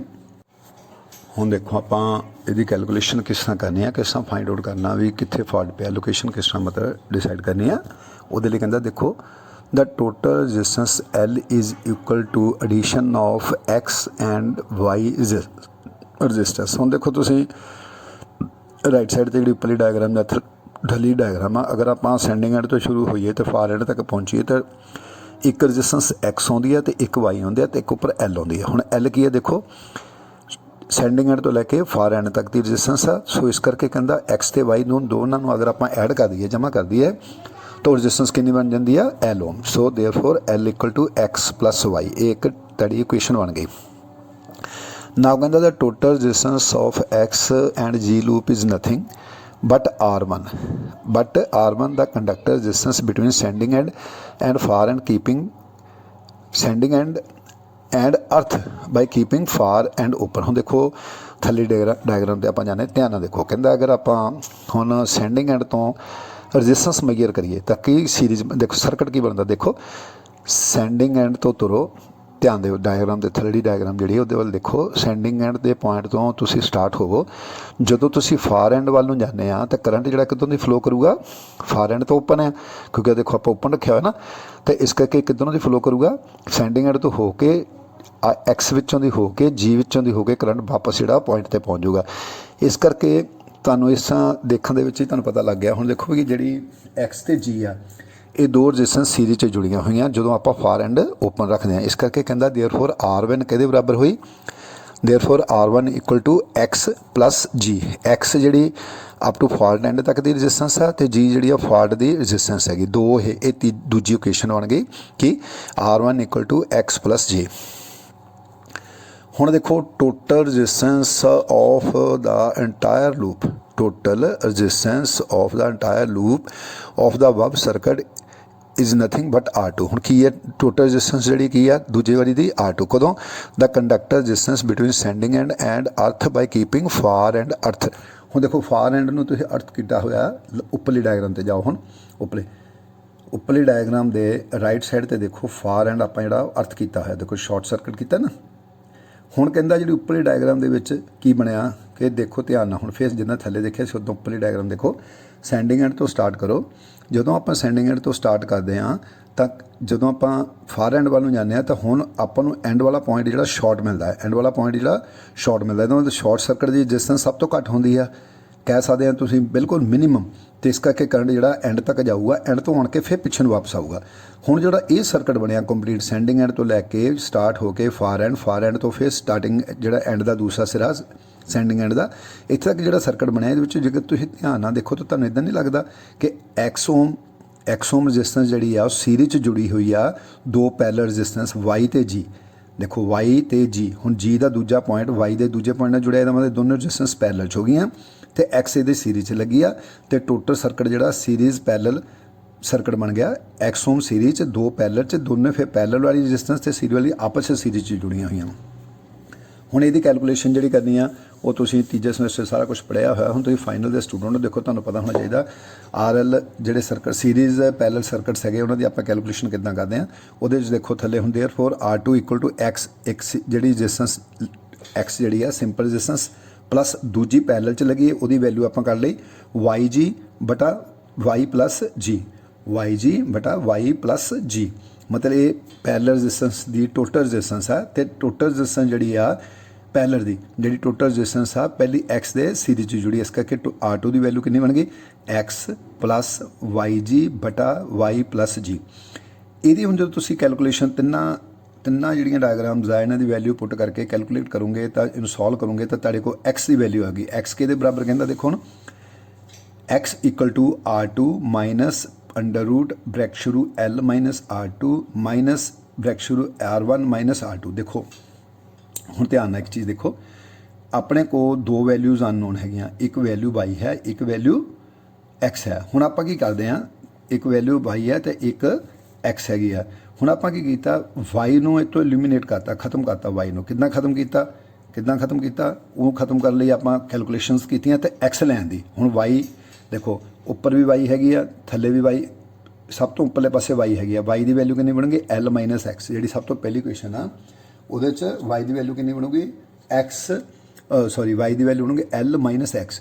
ਹੁਣ ਇਸ Y ਦੀ ਵੈਲਿਊ ਆਪਾਂ ਥਰਡ ਇਕੁਏਸ਼ਨ 'ਚ ਪੁੱਟ ਕਰਕੇ ਕੈਲਕੂਲੇਸ਼ਨਸ ਕਰਕੇ ਸਾਰੀ ਵੈਲਿਊ ਜਿਹੜੀ ਆਪਣੀ ਫਾਈਨਲ ਆਊਟ ਨਿਕਲੂਗੀ ਉਹ X ਦੀ ਵੈਲਿਊ ਆਊਗੀ R2 ਮਾਈਨਸ ਜੋ ਫਾਰਮੂਲਾ ਥੱਲੇ ਆਪਾਂ ਲਿਖਿਆ। ਹੁਣ ਦੇਖੋ ਤੁਹਾਨੂੰ X ਦੀ ਵੈਲਿਊ ਪਤਾ ਲੱਗ ਗਈ। ਹੁਣ ਫਿਰ ਉੱਪਰਲੀ ਡਾਇਗਰਾਮ ਜਾਂ ਥੱਲੇ ਡਾਇਗਰਾਮ 'ਚ ਜਾਓ। ਹੁਣ ਜਦੋਂ ਤੁਹਾਨੂੰ X ਦੀ ਵੈਲਿਊ ਪਤਾ ਲੱਗ ਗਈ ਤਾਂ ਤੁਹਾਨੂੰ ਟੋਟਲ ਕੇਬਲ ਦੀ ਲੈਂਥ ਪਤਾ ਹੋਣੀ ਚਾਹੀਦੀ ਇਸ ਕੇਸ ਦੇ ਵਿੱਚ। ਟੋਟਲ ਕੇਬਲ ਦੀ ਲੈਂਥ ਅਗਰ ਤੁਹਾਨੂੰ ਪਤਾ ਹੁਣ ਆਪਾਂ ਫਾਰਮੂਲਾ ਲਾ ਸਕਦੇ ਹਾਂ ਬੜੇ ਆਰਾਮ ਨਾਲ ਕਿ ਅਗਰ ਟੋਟਲ ਲੈਂਥ ਜਿਹੜੀ ਆ ਅਗਰ LX ਜਿਹੜੀ ਅਗਰ L ਓਮ ਅਗਰ ਰੈਜ਼ਿਸਟੈਂਸ ਹੈ ਤਾਂ ਟੋਟਲ ਲੈਂਥ ਬਣਦੀ ਹੈਗੀ ਆ ਜਿੰਨੀ ਵੀ ਆਪਣੀ ਐਕਚੁਅਲ ਲੈਂਥ ਹੈਗੀ ਆ ਅਤੇ ਜੇ X ਹੋਵੇ ਤਾਂ ਕਿੰਨੀ ਬਣੂਗੀ। ਹੁਣ ਉਹ ਜਿਹੜੀ ਲੈਂਥ ਆਊਗੀ that is the length of fault point from sending and ਕਿਉਂਕਿ ਸੈਂਡਿੰਗ ਐਂਡ ਆਪਾਂ ਟੈਸਟ ਐਂਡ ਲਿਆ ਨਾ। ਅਗਰ ਆਪਾਂ Y ਦੀ ਵੈਲਿਊ ਲੱਭ ਲੈਂਦੇ ਸਪੋਜ਼ ਕਰੋ ਆਪਾਂ Y ਦੀ ਵੈਲਿਊ ਲੱਭ ਲੈਂਦੇ ਹਾਂ। ਅਗਰ Y ਦੀ ਵੈਲਿਊ ਲੱਭਦੇ ਹਾਂ ਫਿਰ Y ਕਿਸ ਚੀਜ਼ ਦੀ ਰੈਜ਼ਿਸਟੈਂਸ ਬਣੀ ਫਾਰ ਐਂਡ ਤੋਂ ਲੈ ਕੇ ਫਾਲਟ ਐਂਡ ਤੱਕ ਦੇ ਪੁਆਇੰਟ ਦੀ ਫਾਰ ਐਂਡ ਤੋਂ ਲੈ ਕੇ ਫਾਲਟ ਐਂਡ ਦੇ ਪੁਆਇੰਟ ਤੱਕ ਦੀ Y ਰੈਜ਼ਿਸਟੈਂਸ ਬਣੀ। ਹੁਣ ਅਗਰ ਸਾਨੂੰ ਇਹ ਰੈਜ਼ਿਸਟੈਂਸ ਪਤਾ ਲੱਗ ਜਾਵੇ ਤਾਂ ਵੀ ਆਪਾਂ ਲੈਂਥ ਲੱਭ ਸਕਦੇ ਹਾਂ ਲੇਕਿਨ ਉਹ ਲੈਂਥ ਕਿੱਥੋਂ ਦੀ ਹੋਊਗੀ ਫਾਰ ਐਂਡ ਤੋਂ ਲੈ ਕੇ ਫਾਲਟ ਪੁਆਇੰਟ ਦੀ। ਮਤਲਬ ਅਗਰ ਆਪਾਂ X ਦੀ ਵੈਲਿਊ ਲੱਭਦੇ ਹਾਂ ਤਾਂ ਰੈਜ਼ਿਸਟੈਂਸ ਸੈਂਡਿੰਗ ਐਂਡ ਤੋਂ ਲੈ ਕੇ ਫਾਲਟ ਐਂਡ ਤੱਕ ਦੀ ਆ। ਅਗਰ Y ਵੈਲਿਊ ਲੱਭਦੇ ਹਾਂ ਤਾਂ ਜਿਹੜੀ ਲੈਂਥ ਆਊਗੀ ਜਿਹੜੀ ਇਸ ਰੈਜ਼ਿਸਟੈਂਸ ਅਗੇਂਸਟ ਲੈਂਥ ਆਊਗੀ ਉਹ ਫਾਰ ਐਂਡ ਤੋਂ ਲੈ ਕੇ ਫਾਲਟ ਐਂਡ ਦੀ ਆ। ਇਸ ਤਰ੍ਹਾਂ ਆਪਾਂ ਲੈਂਥ ਲੱਭ ਲੈਂਦੇ। ਮੰਨ ਲਓ ਸਪੋਜ਼ ਕਰੋ ਇਹ ਜਿਹੜੀ ਲੈਂਥ ਦੀ ਵੈਲਿਊ ਆਈ ਇਹ 200 ਮੀਟਰ ਆਈ ਟੋਟਲ ਲੈਂਥ ਸੀ ਤੁਹਾਡੀ 1 ਕਿਲੋਮੀਟਰ। ਹੁਣ ਇਹਦਾ ਮਤਲਬ ਕੀ ਹੈ ਕਿ ਫਾਰ ਐਂਡ ਤੋਂ ਸ਼ੁਰੂ ਕਰਕੇ ਤੁਸੀਂ ਅਪਰੋਕਸੀਮੇਟਲੀ 200 ਮੀਟਰ ਦੀ ਲੈਂਥ 'ਤੇ ਜਾਓ। ਡਿਜ਼ਾਈਨ ਜੋ ਆਪਾਂ ਕੇਬਲ ਲੇਆਊਟ ਪਾਈ ਸੀ ਆਪਾਂ ਉਹਦੀ ਡਿਜ਼ਾਈਨਿੰਗ ਜਿਹੜੀ ਆ ਉਹ ਤੁਹਾਨੂੰ ਜਿਹੜੀ ਆ ਡਰਾਇੰਗ ਤੁਹਾਡੇ ਕੋਲ ਆ ਤੁਸੀਂ ਉਹ ਡਰਾਇੰਗ ਦੇ ਮੁਤਾਬਕ 200 ਮੀਟਰ 'ਤੇ ਜਾ ਕੇ ਜਦੋਂ ਤੁਸੀਂ ਖੱਡਾ ਪੱਟੋਗੇ ਥੋੜ੍ਹਾ ਜਿਹਾ ਇੱਧਰ ਨੂੰ ਮਤਲਬ ਕਹਿ ਲਓ ਵੀ 1 ਫੁੱਟ 2 ਫੁੱਟ ਇੱਧਰ ਫੁੱਟ 2 ਫੁੱਟ ਇੱਧਰ ਜਦੋਂ ਖੱਡਾ ਪੱਟੋਗੇ ਤਾਂ ਉਹ ਜਿਹੜੀ ਤੁਹਾਨੂੰ ਫਾਲਟ ਜਿਹੜਾ ਲੱਭ ਜੂਗਾ ਉੱਥੋਂ ਤੁਸੀਂ ਕੇਬਲ ਜਿਹੜੀ ਉਹ ਠੀਕ ਕਰਕੇ ਸਪਲਾਈ ਜਿਹੜੀ ਆ ਚਲਾ ਸਕਦੇ ਆ। ਇਸ ਤਰ੍ਹਾਂ ਇਹ ਮਤਲਬ ਜਿਹੜਾ ਬਿਲੇਵੀਅਰ ਟੈਸਟ ਹੈਗਾ, ਬਟ ਇਹ ਟੈਸਟ ਜਿਹੜਾ ਸਿੰਗਲ ਕੋਰ ਲਈ ਹੁੰਦਾ ਆ, ਮਲਟੀ ਕੋਰ ਲਈ ਨਹੀਂ ਹੁੰਦਾ। ਸਿੰਗਲ ਕੋਰ ਦੇ ਵਿੱਚ ਵੀ ਜਦੋਂ ਅਰਥ ਫਾਲਟ ਪੈਂਦਾ, ਕਿਉਂਕਿ ਸਿੰਗਲ ਕੋਰ ਦੇ ਵਿੱਚ ਪੈਣਾ ਹੀ ਅਰਥ ਫਾਲਟ ਆ, ਇੱਕੋ ਹੀ ਕੋਰ ਆ, ਤਾਂ ਉਹ ਅਰਥ ਹੋ ਸਕਦੀ ਵੱਧ ਤੋਂ ਵੱਧ ਨਾ। ਇਸ ਕਰਕੇ ਜਿਹੜਾ ਸਿੰਪਲ ਜਿਹਾ ਸਰਕਟ ਸੀ RLC ਦੀ ਸਰਕਟ ਦੇ ਨਾਲ ਆਪਾਂ ਰੈਜ਼ਿਸਟੈਂਸਿਸ ਫਾਈਂਡ ਆਊਟ ਕਰਕੇ ਉਸ ਰੈਜ਼ਿਸਟੈਂਸ ਦੇ ਅਗੇਂਸਟ ਆਪਾਂ ਲੈਂਥ ਲੱਭ ਲੈਂਦੇ ਹਾਂ, ਉਸ ਲੈਂਥ ਦੇ ਅਗੇਂਸਟ ਆਪਾਂ ਨੂੰ ਫਾਲਟ ਪਤਾ ਲੱਗ ਜਾਂਦਾ ਵੀ ਕਿਸ ਜਗ੍ਹਾ ਤੇ ਫਾਲਟ ਪਿਆ ਹੋਇਆ। ਹੁਣ ਕਹਿੰਦਾ ਦੇਖੋ ਜਿਹੜੀ ਆਪਾਂ ਕੈਲਕੂਲੇਸ਼ਨ ਕਰਕੇ ਆੜੇ ਐਕਸ ਦੀ, ਕਹਿੰਦਾ this expression gives the resistance from the sending end to the fault location. The corresponding distance is calculated by known resistance per unit length of cable। मतलब जिदा मैं तुहानूं हुणे समझाउंदा है, पर यूनिट लेंथ सानूं पता होवे तां आपां ਉਹ ਲੈਂਥ ਦੇ ਮੁਤਾਬਕ, ਉਹ ਰੈਜ਼ਿਸਟੈਂਸ ਦੇ ਮੁਤਾਬਕ ਉਨੀ ਲੈਂਥ ਆਪਾਂ ਕੈਲਕੂਲੇਟ ਕਰ ਸਕਦੇ ਹੈਗੇ। ਅਗਰ ਸਾਨੂੰ ਪਰ ਯੂਨਿਟ ਲੈਂਥ ਜਿਹੜੀ ਆ ਕੇਬਲ ਦੀ ਪਤਾ ਆ ਤੇ ਉਹਦੀ ਰੈਜ਼ਿਸਟੈਂਸ ਸਾਨੂੰ ਪਤਾ ਟੋਟਲ ਦੀ ਕਿੰਨੀ ਹੈਗੀ ਆ, ਉਸ ਹਿਸਾਬ ਨਾਲ ਆਪਾਂ ਕੈਲਕੂਲੇਸ਼ਨ ਕਰ ਸਕਦੇ ਹਾਂ। ਮੈਂ ਤੁਹਾਨੂੰ ਸਮਝਾ ਚੁੱਕਾ। The particular difficulty in Blavier test is that the resistance of ground G is variable being influenced by the amount of moisture present in the cable. ਹੁਣ ਮਤਲਬ ਕਹਿੰਦਾ ਵੇਰੀ ਕਰ ਸਕਦੀ ਹੈ G ਦੀ, ਕਿਉਂਕਿ ਕੇਬਲ ਦੇ ਵਿੱਚ ਜਾਂ ਥੋੜ੍ਹਾ ਬਹੁਤ ਮੋਇਸਚਰ ਵੀ ਹੋ ਸਕਦਾ, ਉਹਦੇ ਵਿੱਚ ਕਹਿ ਦਿੰਦਾ ਜਿਹੜੀ ਸਾਨੂੰ ਪ੍ਰੋਬਲਮ ਆ ਜਾਂਦੀ ਹੈਗੀ ਆ, ਥੋੜ੍ਹੀ ਬਹੁਤ ਵੇਰੀਏਸ਼ਨ ਹੋ ਸਕਦੀ ਆ। The action of current at the fault condition ਦਾ ਐਕਸ਼ਨ ਅਤੇ ਮੋਇਸਚਰ ਜਿਹੜਾ ਸਾਡੇ ਟੈਸਟ ਨੂੰ ਥੋੜ੍ਹਾ ਬਹੁਤ ਅਫੈਕਟਡ ਕਰਦਾ ਹੈਗਾ, ਬਟ ਉਹਦੇ ਨਾਲ ਇੰਨਾ ਖਾਸ ਫਰਕ ਨਹੀਂ ਪੈਂਦਾ। ਸਭ ਤੋਂ ਸਿੰਪਲ ਟੈਸਟ ਹੈਗਾ ਇਹ ਅੰਡਰਗਰਾਊਂਡ ਕੇਬਲ ਦਾ ਫਾਲਟ ਲੱਭਣ ਲਈ। ਹੁਣ ਇਹ ਦੇਖੋ Murray loop test. Murray loop test ਵਿੱਚ ਕੀ ਆ, this test is use to find the fault location in an underground cable by making one Wheatstone bridge in it and by comparing the resistance we shall find out the fault location. ਹੁਣ ਇਹਦੇ ਵਿੱਚ ਆਪਾਂ ਕੀ ਕਰਦੇ ਹਾਂ, ਕਹਿੰਦਾ ਕਿ diagram ਅੱਗੇ ਜਾ ਕੇ ਆਪਾਂ ਨੂੰ ਕਲੀਅਰ ਹੋ ਜਾਣਾ ਸਾਰਾ ਕੁਛ ਤੁਸੀਂ, ਲੇਕਿਨ ਫਿਲਹਾਲ ਇਹ ਜੋ ਆਪਾਂ ਡਿਸਕਸ ਕਰਦੇ ਲਿਖਿਆ, ਕਹਿੰਦਾ ਟੈਸਟ ਜਿਹੜਾ ਆ ਅੰਡਰਗਰਾਊਂਡ ਕੇਬਲ ਦੇ ਵਿੱਚ ਕੀਤਾ ਜਾਂਦਾ ਹੈਗਾ ਆ ਫਾਲਟ ਲੋਕੇਸ਼ਨ ਫਾਈਂਡ ਆਊਟ ਕਰਨ ਲਈ। ਲੇਕਿਨ ਕਦੋਂ ਕਿੱਦਾਂ, ਪਹਿਲਾਂ ਤਾਂ ਆਪਾਂ ਦੇਖੋ ਸਿੰਪਲ ਰੈਜ਼ਿਸਟੈਂਸ ਮੇਜਰ ਕਰ ਲਈ, ਗੱਲ ਖਤਮ ਹੋਈ। ਲੇਕਿਨ ਹੁਣ ਇਹਦੇ ਵਿੱਚ ਆਪਾਂ ਨੂੰ ਵੀਟਸਟੋਨ ਬ੍ਰਿਜ ਬਣਾਉਂਦੇ ਆਪਾਂ, ਜਿਹੜਾ ਟੈਸਟਿੰਗ ਐਂਡ ਆ ਤੁਹਾਡੇ ਵਾਲਾ ਪਾਸਾ, ਉੱਥੇ ਆਪਾਂ ਇੱਕ ਵੀਟਸਟੋਨ ਬ੍ਰਿਜ ਬਣਾਉਂਦੇ ਹੈਗੇ ਆ। ਤਾਂ ਉਹਦੇ ਨਾਲ ਫਿਰ ਆਪਾਂ ਕੰਪੇਅਰ ਕਰਦੇ ਹਾਂ ਰੈਜ਼ਿਸਟੈਂਸ ਨੂੰ, ਅਤੇ ਫਿਰ ਆਪਾਂ ਫਾਲਟ ਲੋਕੇਸ਼ਨ ਜਿਹੜੀ ਆ ਉਹ ਫਾਈਂਡ ਆਊਟ ਕਰ ਲੈਂਦੇ ਹਾਂ। ਕਹਿੰਦਾ but we should use the known length of cable in this experiment. ਪਰ ਸਾਨੂੰ ਕਹਿੰਦਾ ਨੋਨ ਲੈਂਥ ਜਿਹੜੀ ਸਾਨੂੰ ਪਤਾ ਹੋਣੀ ਚਾਹੀਦੀ ਆ ਇਸ ਟੈਸਟ ਦੇ ਵਿੱਚ, ਵੀ ਕਿੰਨੀ ਆਪਣੇ ਕੋਲ ਲੈਂਥ ਹੈਗੀ ਆ। ਜਿੱਦਾਂ ਪਹਿਲੇ ਦੇ ਵਿੱਚ ਜੇ ਸਾਨੂੰ ਮੰਨ ਲਓ ਪਰ ਚਾਂਸ ਪਹਿਲਾ ਟੈਸਟ ਜਿਹੜਾ ਸੀ, ਅਗਰ ਸਾਨੂੰ ਲੈਂਥ ਨਹੀਂ ਵੀ ਪਤਾ ਪਰ ਸਾਨੂੰ ਰੈਜ਼ਿਸਟੈਂਸ ਪਰ ਮੀਟਰ ਪਤਾ ਕਿੰਨੀ ਹੈਗੀ, 1 ਮੀਟਰ ਦੀ ਰੈਜ਼ਿਸਟੈਂਸ ਕਿੰਨੀ ਆ, ਜੇਕਰ ਸਾਨੂੰ ਉਹ ਪਤਾ ਹੈਗੀ ਤਾਂ ਆਪਾਂ ਫਾਈਂਡ ਆਊਟ ਕਰ ਸਕਦੇ ਹਾਂ। ਬਟ ਇਸ ਕੇਸ ਦੇ ਵਿੱਚ ਸਾਨੂੰ ਲੈਂਥ ਪਤਾ ਹੋਣੀ ਚਾਹੀਦੀ ਆ। ਕਹਿੰਦਾ ਦਾ ਨੈਸੈਸਰੀ ਕਨੈਕਸ਼ਨ ਆਫ ਮੂਰੇ loop test is shown in figure 2 and 3। ਅੱਗੇ ਆਪਾਂ ਫਿਗਰ 2 ਅਤੇ 3 ਦੇਖਦੇ ਹਾਂ, ਉਹਦੇ ਵਿੱਚ ਕਨੈਕਸ਼ਨਸ ਵਗੈਰਾ ਦਿੱਤੇ ਆ। Figure 2 shows that the circuit connection for finding the fault location when the ground fault occurs and figure 3 shows the circuit connections for finding the fault location when short circuit fault. ਮਤਲਬ ਇੱਥੇ ਹੁਣ ਕਿਉਂਕਿ ਦੇਖੋ number of cables, multi cables ਲਈ ਆਪਾਂ multi ਕੰਡਕਟਰਸ ਦੀ ਆਪਾਂ test ਕਰਦੇ ਹਾਂ, ਉਹਦੇ ਲਈ ਕਹਿੰਦਾ ਕਿ 2 ਤਰ੍ਹਾਂ ਦਾ ਟੈਸਟ ਹੋ ਸਕਦਾ ਫਾਲਟ ਪੈ ਸਕਦਾ। ਇੱਕ ਤਾਂ ਅਰਥ ਫਾਲਟ ਸਕਦਾ, ਕੋਈ ਇੱਕ ਕੇਬਲ ਅਰਥ ਨਾਲ ਸ਼ਾਰਟ ਹੋ ਗਈ, ਲੇਕਿਨ ਦੂਜੇ ਪਾਸੇ ਕੇਬਲ ਟੂ ਕੇਬਲ ਮਤਲਬ ਕੰਡਕਟਰ ਟੂ ਕੰਡਕਟਰ ਜਿਹੜਾ ਅਗਰ ਸ਼ਾਰਟ ਸਰਕਟ ਹੋ ਜਾਂਦਾ ਤਾਂ ਉਹ ਵੀ ਟੈਸਟ ਆਪਾਂ ਇਹਦੇ ਵਿੱਚ ਕਰ ਦਿੰਦੇ ਹਾਂ। ਦੋਨੋਂ ਡਾਇਗਰਾਮ ਜਿਹੜੀਆਂ ਅੱਗੇ ਆਪਾਂ ਦੇਖਦੇ ਹੁਣੇ। In the test the faulty cable is connected with sound cable by low resistance wire because the resistance should not affect the total resistance of the cable. It should be able to circulate the loop current of the bridge circuit without loss. ਮਤਲਬ ਕਹਿੰਦਾ ਕਿ ਆਪਾਂ ਜਿਹੜੀ ਇਸ ਮਤਲਬ condition ਦੇ ਵਿੱਚ ਆਪਾਂ ਜਦੋਂ ਟੈਸਟ ਕਰਨਾ ਹੈਗਾ ਤਾਂ ਆਪਾਂ ਕੇਬਲ ਜਿਹੜੀ ਆ ਉਹਨੂੰ ਸਾਊਂਡ ਕੇਬਲ ਦੇ ਨਾਲ ਜਿਹੜੀ ਆਪਾਂ ਸ਼ਾਰਟ ਕਰ ਦੇਣਾ, ਜਾਂ ਜਿਹੜਾ ਅਰਥ ਫਾਲਟ ਪਿਆ ਹੈਗਾ ਆ ਉਹਨੂੰ ਕੇਬਲ ਦੇ ਨਾਲ ਸ਼ਾਰਟ ਕਰਨਾ। ਲੇਕਿਨ ਕੇਬਲ ਦੀ ਰੈਜ਼ਿਸਟੈਂਸ ਜੇ ਨਾ ਸ਼ਾਰਟ ਕਰਨਾ, ਉਸ ਕੇਬਲ ਦੀ ਰੈਜ਼ਿਸਟੈਂਸ ਬਿਲਕੁਲ ਮਿਨੀਮਮ ਹੋਣੀ ਚਾਹੀਦੀ ਹੈ, ਬਿਲਕੁਲ ਲੋ ਹੋਣੀ ਚਾਹੀਦੀ ਹੈ, ਤਾਂ ਕਿ ਸਾਡਾ ਰਿਜ਼ਲਟ ਜਿਹੜਾ ਉਹ ਇਫੈਕਟ ਨਾ ਹੋਵੇ। ਤੁਸੀਂ ਵੀਟਸਟੋਨ ਬ੍ਰਿਜ ਪੜ੍ਹੇ ਹੋਣੇ ਆ, ਕਿਉਂਕਿ ਵੀਟਸਟੋਨ ਬ੍ਰਿਜ ਬਹੁਤ ਬੈਲੈਂਸ ਕਰਨ ਲਈ ਸਾਨੂੰ ਬਹੁਤ ਐਕੂਰੇਸੀ ਦੀ ਲੋੜ ਪੈਂਦੀ ਹੈ। ਅਗਰ ਸਾਡੇ ਕੋਲ ਰੈਜ਼ਿਸਟੈਂਸ ਆਪਾਂ ਜਿਹੜੀ ਲਾਸਟ ਵਾਇਰ ਜਿਹੜੀ ਆਪਾਂ ਸ਼ਾਰਟ ਸਰਕਟ ਕਰਨ ਲਈ ਜਾਂ ਕਨੈਕਸ਼ਨ ਕਰਨ ਲਈ ਲਗਾਉਣੀ ਹੈ ਸਰਕਟ ਨੂੰ ਕੰਪਲੀਟ ਕਰਨ ਲਈ, ਅਗਰ ਉਹਦੀ ਆਪਣੀ ਰੈਜ਼ਿਸਟੈਂਸ ਵੀ ਵਿੱਚ ਕਾਊਂਟ ਕਰਨੀ ਪਏਗੀ ਤਾਂ ਸਾਡਾ ਰਿਜ਼ਲਟ ਜਿਹੜਾ ਉਹ ਸਹੀ ਨਹੀਂ ਆਏਗਾ। ਇਸ ਕਰਕੇ ਲਾਸਟ ਐਂਡ ਵਿੱਚ ਕਹਿੰਦਾ ਰੈਜ਼ਿਸਟੈਂਸ ਉਹ ਲਾਉਣੀ ਹੈ ਜਿਹਦੀ ਕਿ ਵੈਲਿਊ ਜਿਹੜੀ ਬਿਲਕੁਲ ਕੇਬਲ ਉਹ ਲਾਉਣੀ ਹੈ ਸ਼ਾਰਟ ਸਰਕਟ ਕਰਨ ਲਈ ਐਂਡ ਵਿੱਚ, ਕਿ ਜਿਹਦੀ ਰੈਜ਼ਿਸਟੈਂਸ ਜਿਹੜੀ ਹੈ ਬਿਲਕੁਲ ਲੋ ਹੋਵੇ। ਹੁਣ ਦੇਖੋ ਇਹਦੇ ਵਿੱਚ ਜਿਹੜਾ ਮੈਂ ਪਹਿਲਾਂ ਆਪਾਂ ਪੜ੍ਹਿਆ, ਹੁਣ 2 ਡਾਇਗਰਾਮਸ ਦਿੱਤੇ ਆ, ਇੱਕ ਫਿਗਰ 2 ਹੈ, ਇੱਕ ਫਿਗਰ 3 ਹੈ। ਪਹਿਲੀ ਜਿਹੜੀ ਡਾਇਗਰਾਮ ਆ ਦੇਖੋ ਧਿਆਨ ਨਾਲ, ਉਹਦੇ ਵਿੱਚ 2 ਕੇਬਲਸ ਬਣੀਆਂ ਹੋਈਆਂ, ਇੱਕ ਉੱਪਰ ਇੱਕ ਥੱਲੇ, ਅਤੇ ਦੋਨਾਂ ਦੇ ਵਿੱਚ ਜਿਹੜਾ ਕੋਈ ਗਰਾਊਂਡ ਫਾਲਟ ਪੈ ਗਿਆ ਹੋਇਆ, ਥੱਲੇ ਪਾਸੇ ਗਰਾਊਂਡ ਜਿਹੜੀ ਦਿਖਾਈ ਹੋਈ ਆ ਉਹਦੇ ਵਿੱਚੋਂ ਜਿਹੜੀ ਥੱਲੜੀ ਕੇਬਲ ਨੂੰ ਆਪਾਂ ਗਰਾਊਂਡ ਨਾਲ ਸ਼ਾਰਟ ਕੀਤਾ ਇਹਦਾ ਮਤਲਬ ਉਹ ਥੱਲੜੀ ਕੇਬਲ 'ਚ ਕੋਈ ਗਰਾਊਂਡ ਫਾਲਟ ਪੈ ਗਿਆ। ਉੱਪਰਲੀ ਜਿਹੜੀ ਕੇਬਲ ਆ ਉਹ ਸਾਊਂਡ ਕੇਬਲ ਆ, ਉਹਦੇ ਵਿੱਚ ਕੋਈ ਫਾਲਟ ਨਹੀਂ ਆ, ਲੇਕਿਨ ਉਹ ਸਾਊਂਡ ਕੇਬਲ ਆਪਾਂ ਨੂੰ ਇੱਕ ਚਾਹੀਦੀ ਹੁੰਦੀ ਆ ਤਾਂ ਇਹ ਟੈਸਟ ਕੰਪਲੀਟ ਹੋਣਾ, ਇਸ ਕਰਕੇ ਉਹ ਸਾਊਂਡ ਕੇਬਲ ਆ। ਲਾਸਟ ਐਂਡ ਵਿੱਚ ਦੇਖੋ ਇੱਕ ਸੈਕਸ਼ਨਲ ਬਾਰ ਜੀ ਦਿਖਾਈ ਹੋਈ ਹੈ, ਦੈਟ ਇਜ਼ ਦਾ ਵਾਇਰ ਜਿੱਦਾਂ ਆਪਾਂ ਦੋਨੇ ਕੇਬਲ ਜਿਹੜੀਆਂ ਉਹ ਆਪਸ ਦੇ ਵਿੱਚ ਸ਼ਾਰਟ ਕਰਨੀਆਂ ਹੈਗੀਆਂ ਤਾਂ ਕਿ ਸਾਡਾ ਸਰਕਟ ਜਿਹੜਾ ਉਹ ਕੰਪਲੀਟ ਹੋ ਜਾਵੇ। ਹੁਣ ਲੈਫਟ ਸਾਈਡ ਤੇ ਦੇਖੋ ਬੀਟਸਟੋਨ ਬ੍ਰਿਜ ਬਣਾਉਣ ਲਈ ਆਪਾਂ ਨੂੰ ਇੱਕ R1 ਰੈਜ਼ਿਸਟੈਂਸ ਤੇ ਇੱਕ R2 ਰੈਜ਼ਿਸਟੈਂਸ ਜਿਹੜੀ ਇਹਨਾਂ 'ਚ ਇੱਕ ਨੋਨ ਵੈਲਿਊ ਹੈ, ਇੱਕ ਸਟੈਪ ਵੈਲਿਊ ਹੈ। ਇੱਕ ਦੀ ਵੈਲਿਊ ਨੋਨ ਹੈ, ਦੂਜੀ ਦੀ ਸਟੈਪ ਵੈਲਿਊ ਮੀਨਸ ਵੈਲਿਊ ਦਾ ਨੋਨ ਆ ਪਰ ਉਹ ਸਟੈਪਸ ਦੇ ਵਿੱਚ ਸਾਨੂੰ ਪਤਾ ਵੀ 1 ਓਮ 2 ਓਮ 3 ਓਮ ਇਹਦਾ ਸਟੈਪਸ ਸਾਨੂੰ ਪਤਾ, ਕਿਉਂਕਿ ਜਦੋਂ ਆਪਾਂ ਬੀਟਸਟੋਨ ਬ੍ਰਿਜ ਨੂੰ ਬੈਲੈਂਸ ਕਰਨਾ ਆ ਤਾਂ ਸਾਨੂੰ ਦੋਨੇ ਵੈਲਿਊ ਜਿਹੜੀਆਂ ਪਤਾ ਹੋਣੀਆਂ ਚਾਹੀਦੀਆਂ, R1 ਤੇ R2 ਵੈਲਿਊ ਜਿਹੜੀਆਂ ਸਾਨੂੰ ਇਹ ਪਤਾ ਹੋਣੀਆਂ ਚਾਹੀਦੀਆਂ ਜਦੋਂ ਆਪਾਂ ਟੈਸਟ ਕਰਨਾ ਹੈਗਾ। ਤੇ ਸੈਂਟਰ ਦੇ ਵਿੱਚ ਇੱਕ ਦੇਖੋ ਗਲਵੈਨੋਮੀਟਰ ਲੱਗਾ, ਥੱਲੇ ਇੱਕ ਸਵਿਚ ਲੱਗਾ। ਸਵਿਚ ਦਾ ਕੰਮ ਸਿਰਫ ਗਲਵੈਨੋਮੀਟਰ ਨੂੰ ਆਫ ਕਰਨਾ ਹੈ ਜਦੋਂ ਆਪਾਂ ਨੂੰ ਉਹਦੀ ਲੋੜ ਨਹੀਂ ਆ। R1 ਤੇ R2 ਨੂੰ ਦੇਖੋ ਲੈਫਟ ਸਾਈਡ ਦੇ ਉੱਤੇ ਸ਼ਾਰਟ ਕਰਕੇ ਇੱਕ ਬੈਟਰੀ ਲਗਾਈ ਹੋਈ ਹੈ। ਇਹ ਬੈਟਰੀ ਇੱਦਾਂ ਅਰਥ ਕੀਤੀ ਹੋਈ ਆ ਤੇ ਦੂਜੇ ਪਾਸੋਂ ਦੇਖੋ ਗਰਾਊਂਡ ਫਾਲਟ ਜਿੱਥੇ ਪਿਆ ਉੱਥੇ ਅਰਥ ਹੋ ਗਿਆ। ਹੁਣ ਜਦੋਂ ਸਰਕਟ ਕੰਪਲੀਟ ਹੋਣਾ ਥਰੂ ਅਰਥ ਕੇਬਲ, ਸਾਊਂਡ ਕੇਬਲ ਤੇ ਫਾਲਟੀ ਕੇਬਲ ਦੇ ਥਰੂ ਸਰਕਟ ਜਿਹੜਾ ਕੰਪਲੀਟ ਹੋਊਗਾ ਬੈਲੈਂਸ ਕਰਨ ਲਈ। ਹੁਣ ਜਿਹੜੀ ਥਲੜੀ ਉੱਪਰਲਾ ਸੀਗਾ ਗਰਾਊਂਡ ਫਾਲਟ, ਹੁਣ ਥਲੜਾ ਦੇਖੋ, ਥਲੜੇ ਪਾਸੇ ਦੇਖੋ 3 ਕੰਡਕਟਰ ਦਿਖਾਏ ਹੋਏ ਆ, 3 ਕੰਡਕਟਰ ਦਿਖਾਇਆ ਆਰ ਇਹ ਉੱਪਰ ਸਭ ਤੋਂ ਟੌਪ ਤੇ, ਸੈਂਟਰ ਤੇ ਬਿਲਕੁਲ ਬਾਟਮ ਤੇ। ਹੁਣ ਬਾਟਮ ਦਾ ਵੀ ਕੰਡਕਟਰ ਜਿਹੜਾ ਵੀ ਐਕਚੁਅਲ ਕੇਬਲ ਦਾ ਇੱਕ ਕੰਡਕਟਰ ਆ, ਇਹ 2 ਕੰਡਕਟਰ ਜਿਹੜੇ 2 ਵਾਇਰਸ ਜਿਹੜੀਆਂ ਆਪਸ 'ਚ ਸ਼ਾਰਟ ਹੋਈਆਂ ਹੋਈਆਂ, ਦੇਖੋ ਸ਼ਾਰਟ ਸਰਕਟ ਫਾਲਟ। ਬਾਕੀ ਸਾਰਾ ਕੁਝ ਸੇਮ ਆ, ਸਿਰਫ ਫਰਕ ਗਿਆ ਉੱਪਰ ਗਰਾਊਂਡ ਫਾਲਟ ਹੈਗਾ, ਥੱਲੇ ਸ਼ਾਰਟ ਸਰਕਟ ਫਾਲਟ ਹੈਗਾ। ਤੇ ਬਾਕੀ ਫਿਰ ਇੱਕ ਵਾਰੀ ਹੁਣ ਆਪਾਂ ਦੂਜੀਆਂ ਚੀਜ਼ਾਂ ਦੇਖੀਏ, ਡਿਸਕਸ ਕਰੀਏ। ਦੇਖੋ ਸਭ ਤੋਂ ਉੱਪਰਲੇ ਪਾਸੇ ਥੱਲੜੀ ਡਾਇਗਰਾਮ ਜਾਂ ਉੱਪਰਲੇ ਡਾਇਗਰਾਮ ਕਿਸੇ ਇੱਕ ਨੂੰ ਕੰਸੀਡਰ ਕਰੋ। ਸਭ ਤੋਂ ਉੱਪਰਲੇ ਪਾਸੇ ਦੇਖੋ ਕੀ ਲਿਖਿਆ R3। R3 ਕਿੱਥੋਂ ਸ਼ੁਰੂ ਹੁੰਦਾ, ਦੇਖੋ ਜਿਹੜਾ ਟੈਸਟ ਐਂਡ ਹੈ, ਜਿੱਥੇ ਟੈਸਟ ਐਂਡ ਤੋਂ ਤੁਹਾਡੀ ਕੇਬਲ ਦੀ ਰੈਜ਼ਿਸਟੈਂਸ ਹੈ ਕਿੰਨੀ, ਕੇਬਲ ਤੋਂ ਲੈ ਕੇ ਥੱਲੇ ਪਾਸੇ ਜਿੱਥੇ ਤੱਕ ਫਾਲਟ ਪਿਆ ਉੱਥੇ ਤੱਕ ਸਾਊਂਡ ਕੇਬਲ ਦੀ ਟੋਟਲ ਰੈਜ਼ਿਸਟੈਂਸ ਪਲੱਸ ਜਿੱਥੇ ਤੱਕ ਫਾਲਟ ਪਿਆ ਉੱਥੇ ਤੱਕ ਰੈਜ਼ਿਸਟੈਂਸ ਨੂੰ ਆਪਾਂ ਕੀ ਮੰਨਦੇ ਆ R3। ਤੇ RX ਕਿਹੜੀ ਰੈਜ਼ਿਸਟੈਂਸ ਆ, ਫਾਲਟ ਤੋਂ ਲੈ ਕੇ ਜਿਹੜਾ ਟੈਸਟ ਐਂਡ ਆ ਉੱਥੇ ਤੱਕ ਦੀ ਰੈਜ਼ਿਸਟੈਂਸ ਹੈਗੀ RX। ਹੁਣ ਫਾਲਟ ਪਿਆ ਹੈਗਾ ਥੱਲੜੀ ਕੇਬਲ 'ਚ, ਇਸ ਕਰਕੇ RX। ਤੇ ਥੱਲੜੇ ਪਾਸੇ ਵੀ ਇੱਦਾਂ ਸੇਮ ਚੀਜ਼ ਆ, ਸਾਰਾ ਕੁਝ RX ਜਿਹੜੀ ਆ ਉਹ ਫਾਲਟ ਪੁਆਇੰਟ ਤੋਂ ਲੈ ਕੇ ਟੈਸਟ ਐਂਡ ਤੱਕ ਦੀ ਰੈਜ਼ਿਸਟੈਂਸ ਹੈ। ਤੇ R3 ਜਿਹੜੀ ਹੈ total sound cable the resistance plus for and ਤੋਂ ਲੈ ਕੇ ਸ਼ਾਰਟ ਸਰਕਟ, ਜਿੱਥੇ ਵੀ ਸ਼ਾਰਟ ਸਰਕਟ ਹੋਇਆ ਉੱਥੇ ਤੱਕ ਦੀ ਰੈਜ਼ਿਸਟੈਂਸ ਨੂੰ ਆਪਾਂ R3 ਮੰਨਦੇ ਹੈਗੇ। ਇਸ ਦਾ ਇਹ ਰੈਜ਼ਿਸਟੈਂਸਿਸ ਦੀ ਵੈਲਿਊ ਆ।